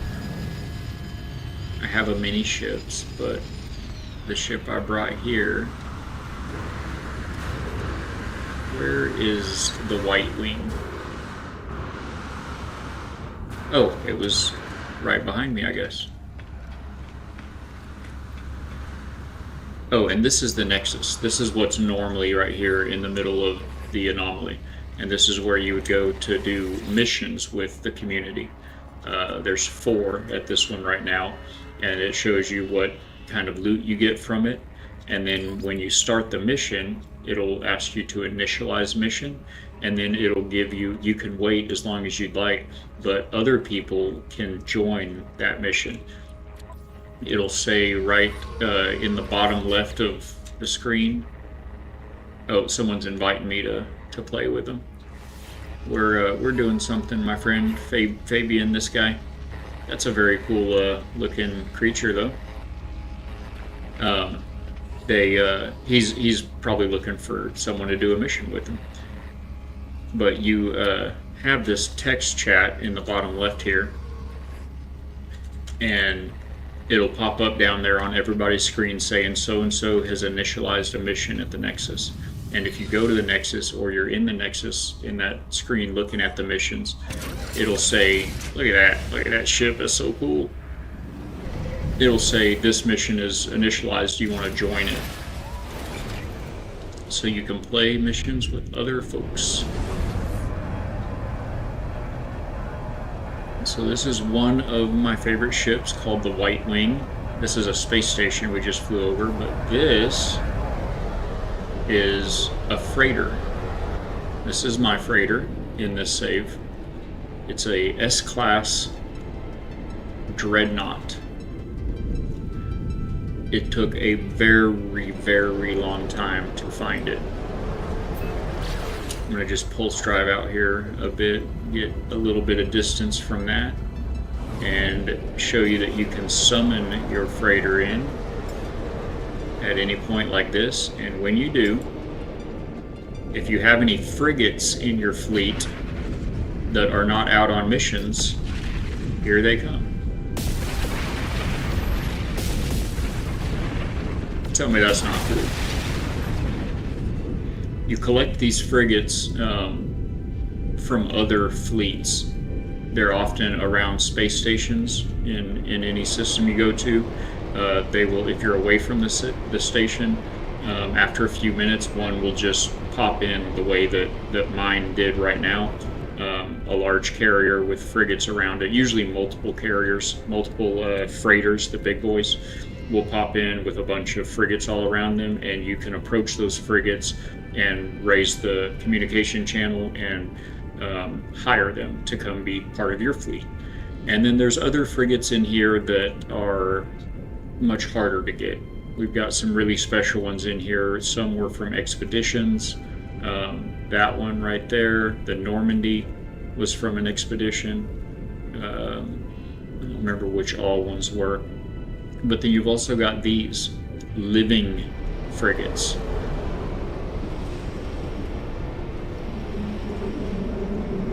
This is actually a ship with a crew, and it's a creature. It's wild. This game is wild.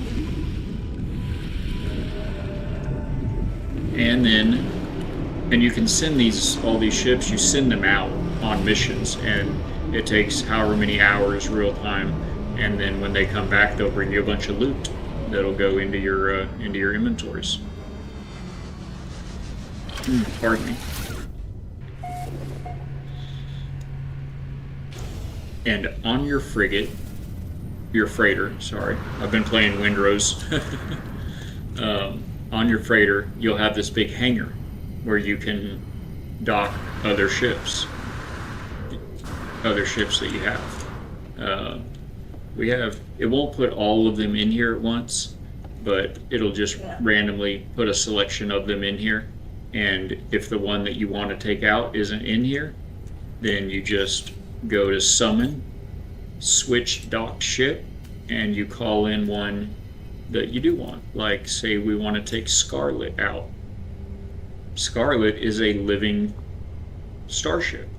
So like the big boys outside, she's a ship that you pilot, that you can get in and fly.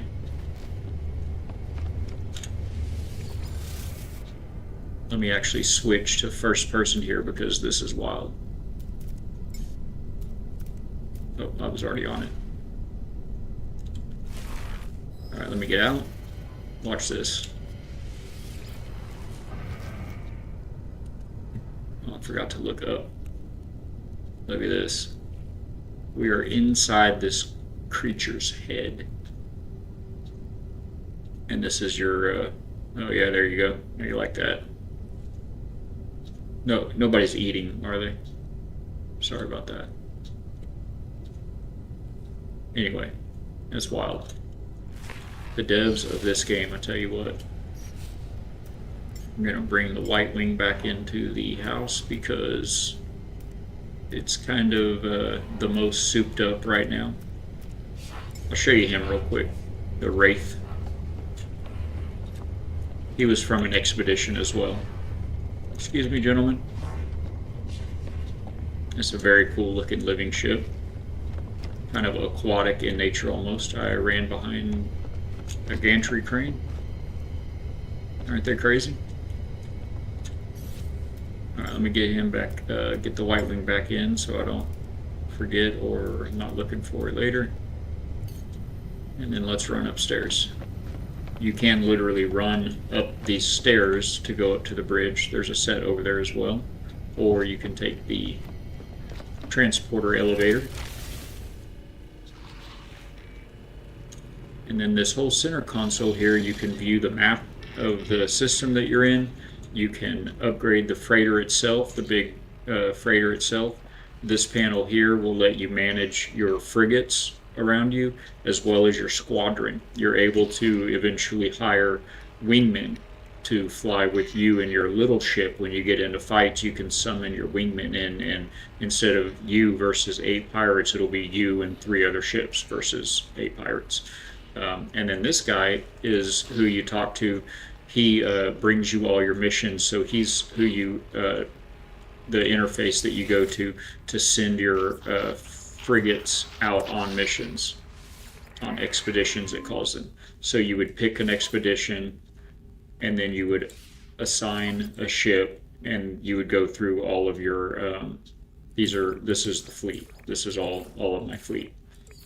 You can have up to 30. I'm pretty sure it is frigates in your fleet, which we've got everything maxed out on this save. And then right back here, up the green stairs, what you find back here is completely up to you. This is your base. This is your freighter base. So we have these modules that you interface with the missions that you've sent your frigates out on. They're fleet command stations. You can have up to 5 missions active at once, so we have 5 of those stations right there. We've got the planetary probe. It instantly identifies all of the planets in the system you're in, so you don't have to go out there and fly and point your reticle right at that planet and hit your scan button on your ship to scan and see that that planet is a supercritical planet with gamma, root, copper, uranium, and silver on it. You can just do it from right here. This is that appearance modifier. This is a trade terminal, so you can buy and sell things from the galactic trade market. This is just an awesome aquarium. Enough said. You've got teleporters you can put on the base. A save point, you can manually save your game at any point. And then you have these NPCs. This is a scientist, and as you start a brand new game, they will unlock new. We're going to an ad, by the way. I missed it. I'm gonna hang out, but it is, yeah, it's sending you to an ad. So let me just hit that. We'll be right back, guys. My bad. Almost missed it. I think I got it in time. It'll be a short one.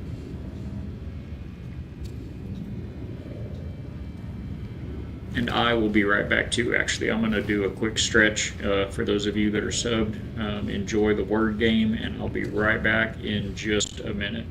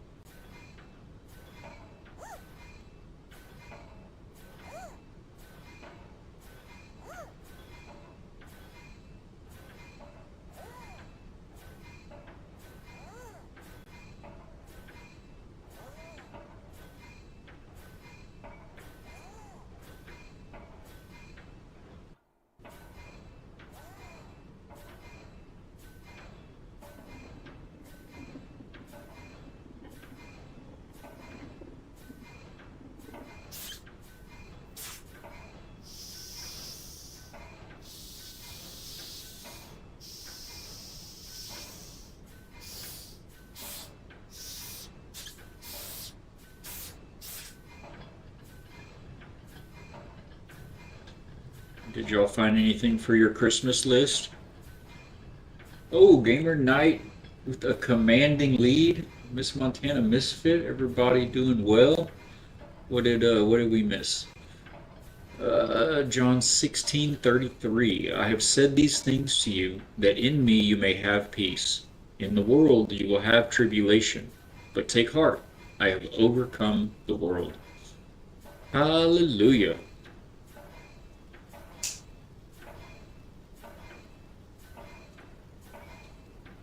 7 letters, 6 letters. Man, a minute ago, or a minute ago, a little while ago, hour or so ago, we had a 12-letter word in there. It was a little wild. Little wild. We got here 4, 6.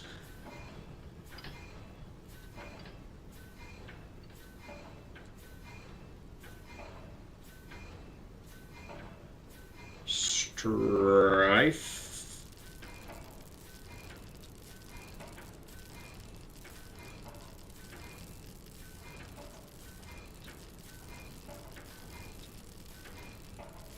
Yeah.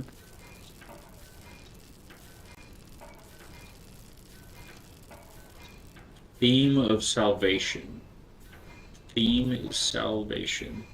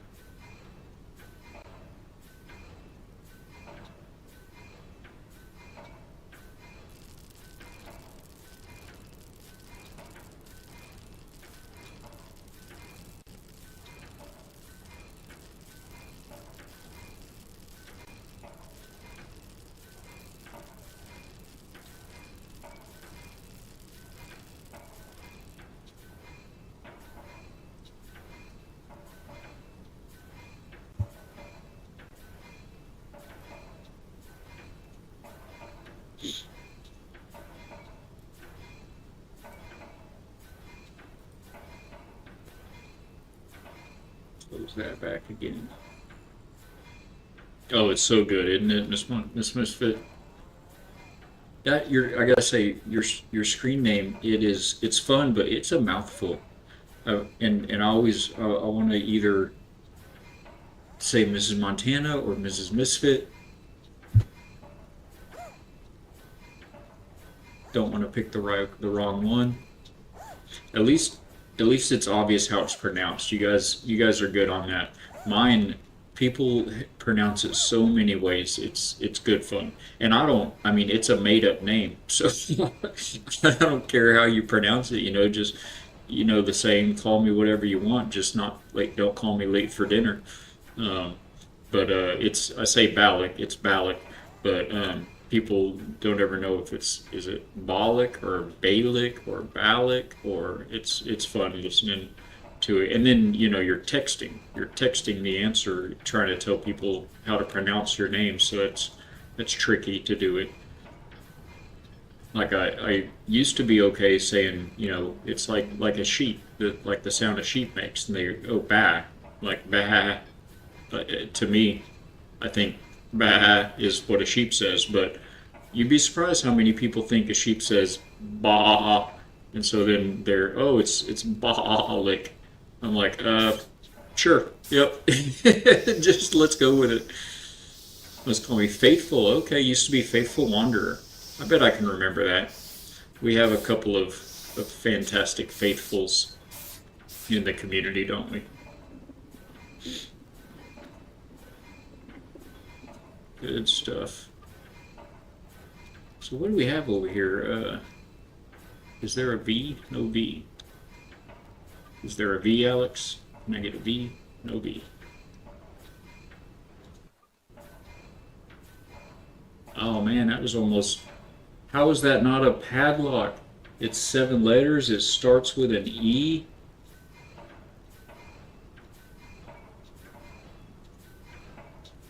man, you were robbed, gamer. It was eternal. Did it give it to you?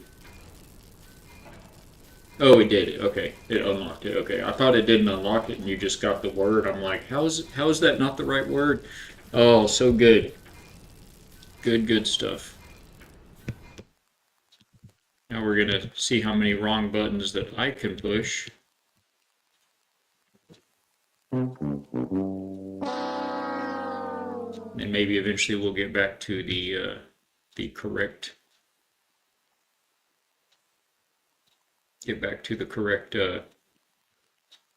Huh? Are they? Oh, your connection's slow. Oh, okay, I got you. I was like, how would you know they're working on the internet? Are you here too? There we go. There's the right button. Um, yeah, that's a great game, and it's a fun way just to for me. It's been a fun way to keep learning the word because I don't get into it as often as I should, for certain, and as a result, I don't know it as well as I'd like, or as well as I would need to be effective in being a warrior for him. So, oh man, the day I could have asked. I guess we're actually getting like 10 minutes from the from the stream here. I just figured we try to get to one base. I'm sorry, we'll run it a little bit longer next time. And I didn't even look at what was the. I didn't even look at the score. I'm very good. I'm not a streamer though, you guys. I just play one on Twitch. My service provider sent a text saying they're working in my area. Anyways, okay. They're always doing. They're doing this big. We live right on. It's a long, skinny kind of a city. It's a beach town, and so everything is near the beach, And we're on right in the middle of a strip, right at the end, where like the main highway that runs on the back side of town, on the north side of town, and the beach come together, and we're kind of right in there. So we've got a highway just like right here. Um, yeah, GG's for sure. And so we've got a highway right out front. Well, they're doing this big project where they're expanding the highway, and they've been working on it for a couple of years, I guess. And a couple of times that's brought the project down here by us, and they're always cutting a cable somewhere, or something's always going on with it. So you never know. But this is a space garden. Don't ask too many questions. It works, I promise. Just enjoy the view. Yes, we're in space. Yes, these appear to be green and yellow and red plants. Just go with it. In fact, possibly the easiest way. I mean, we can just keep walking around real quick. The bases are fun to build on the freighter. They come in these modules that you snap together, and then you can place items and decorations inside as well. Town was hit by a tornado a month ago. It tore up a lot of the infrastructure. God bless that you guys are okay. Hopefully, nobody was lost in that. I know the hardship that brings to a community. We were hit very, very hard in 2018, and it's still. Wait, was it 20? Yeah, it was October of 2018, and there's still places that haven't rebuilt. There's some that never will rebuild. We were hit by an enormous, record-breaking hurricane, Category 5 hurricane called Hurricane Michael in 2018, very badly, like direct hit.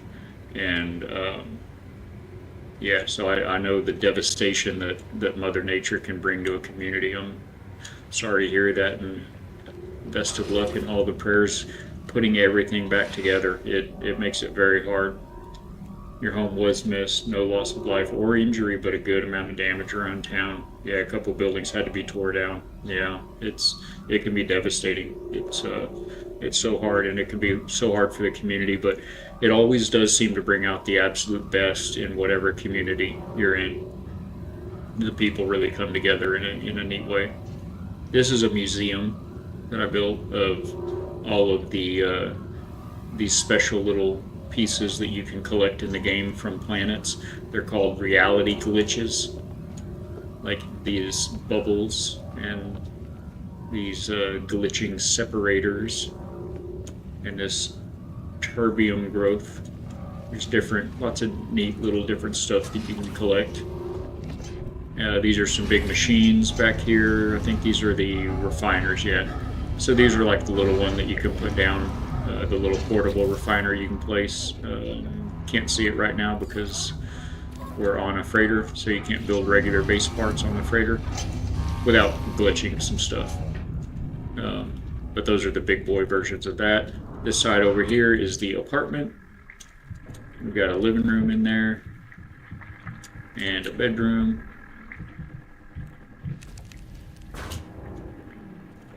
And the wife's red kitchen. If there's building in a game and there's a way to do it, I build a kitchen and make everything red because the wife loves it, and she helps me do a lot of the decorating and stuff as well. On some of these, she makes whenever I'm torn between this or that or whatever. She's really good about helping make design decisions for me. So here's her kitchen. Good stuff. Yeah, this base is a lot of fun, but actually needed to go downstairs. This base is a lot of fun, but we're gonna pop into this other spot right quick. It does bring people together. It's special. It is. I mean, not only just from the community, but I mean, like from everywhere. You know, I mean, we had people here from everywhere, like all over everywhere, that came together to help rebuild this area and this community. It was insane. Let's go look at a Paradise pool house. Hopefully it'll all load. So this game has, per save, it has a limit to how many individual pieces that you can put down in a build. Did it just freeze the game? Okay, there it goes. It will let you put down only 25,000 pieces. And I can't build anything else in this save because I've hit that limit. I hit that limit a long time before the current state of this save. I've actually completely deleted 2 bases and deleted a lot of little parts and details from a few other bases to free up enough parts in my limit to be able to build another base. There's a community called the Brolo Republic, and it's the leader or organizer of that community. It's a No Man's Sky community, and he makes videos on YouTube. His name's Nolopada. It's a play on Nada and Holo, the 2 entities that run the anomaly. So he is Nolopada on YouTube, and he does do some Twitch every now and then. But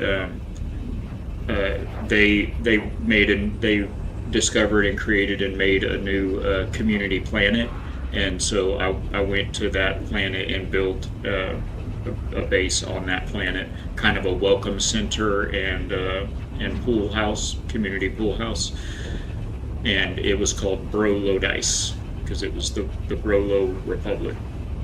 So it was funny. It was eye-opening. The people who travel from far away to help. Yeah, Samaritan's Purse came to town and had people from all over staying here to help. That's awesome. They're such an amazing organization. Samaritan's Purse does a lot of good.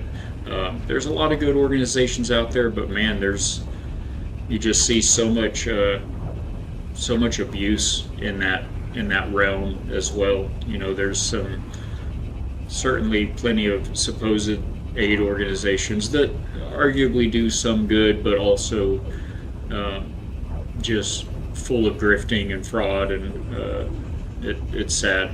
So if you can find one to support that is clear and and you believe in their mission, and they're clear and honest about everything, it's a great thing to be able to support. And Samaritan's Purse is one of them.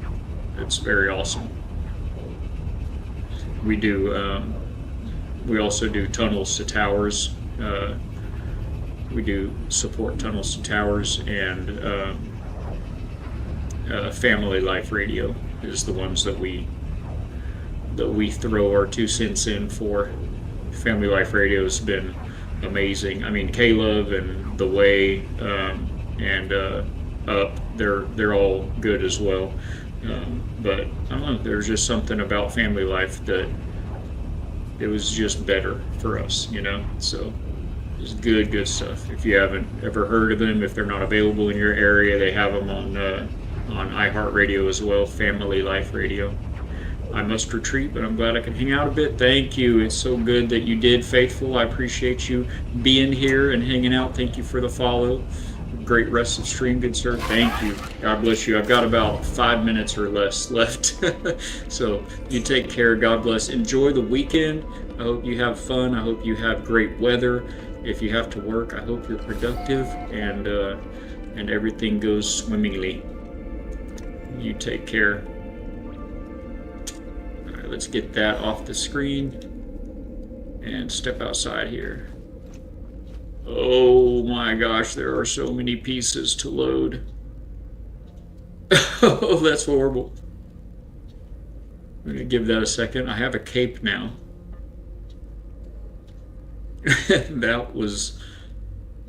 That is horrible. Okay. Maybe. Let's step outside. This base here has, of the 25,000 part limit, this base has like, there's a way you can see, I don't remember for sure. Edit parts maybe? No, I don't see it anywhere.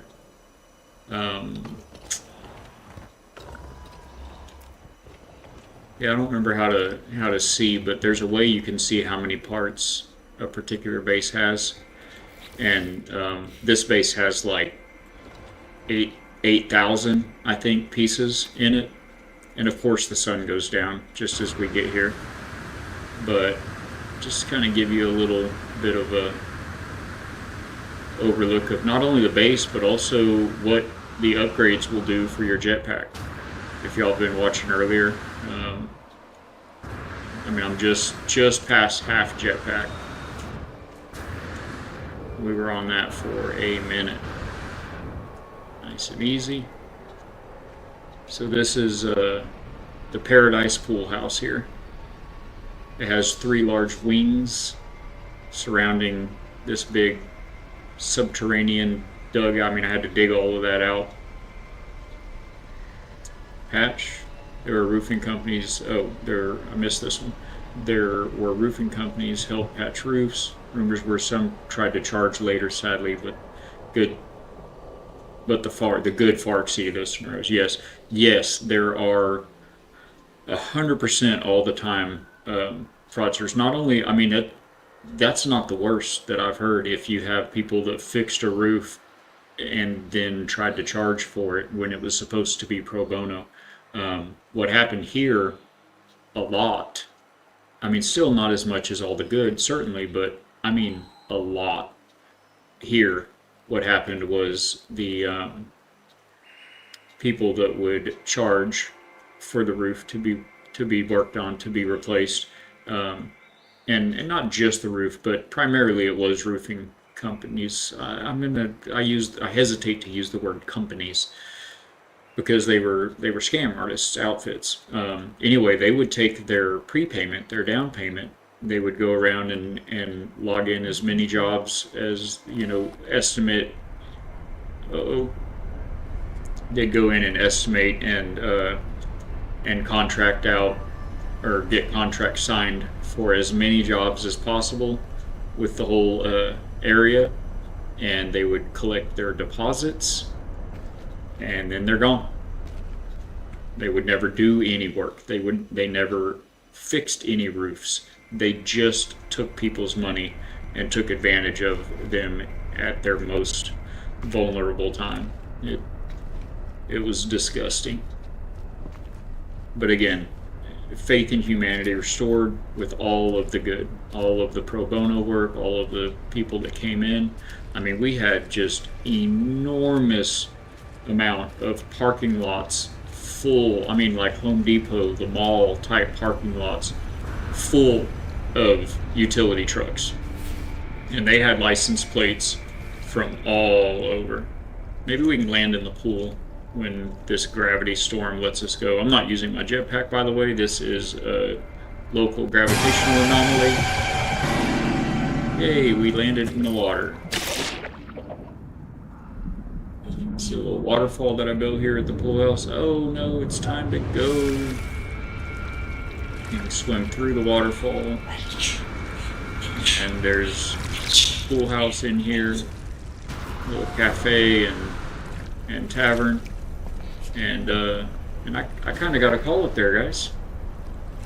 Oh, I thought if I came inside, the gravity storm would let go of me, but it's just going to keep having its way, and that's all right. That's just going to be okay. So what do we have going on elsewhere on Twitch? Man, I'm so happy and feel so blessed for all of you guys that were... Oh, snooze that ad that's coming up. Haha, got it. For all of you raiders that came in, for our regular gearbots, I love you lurkers. I appreciate everyone playing and hanging.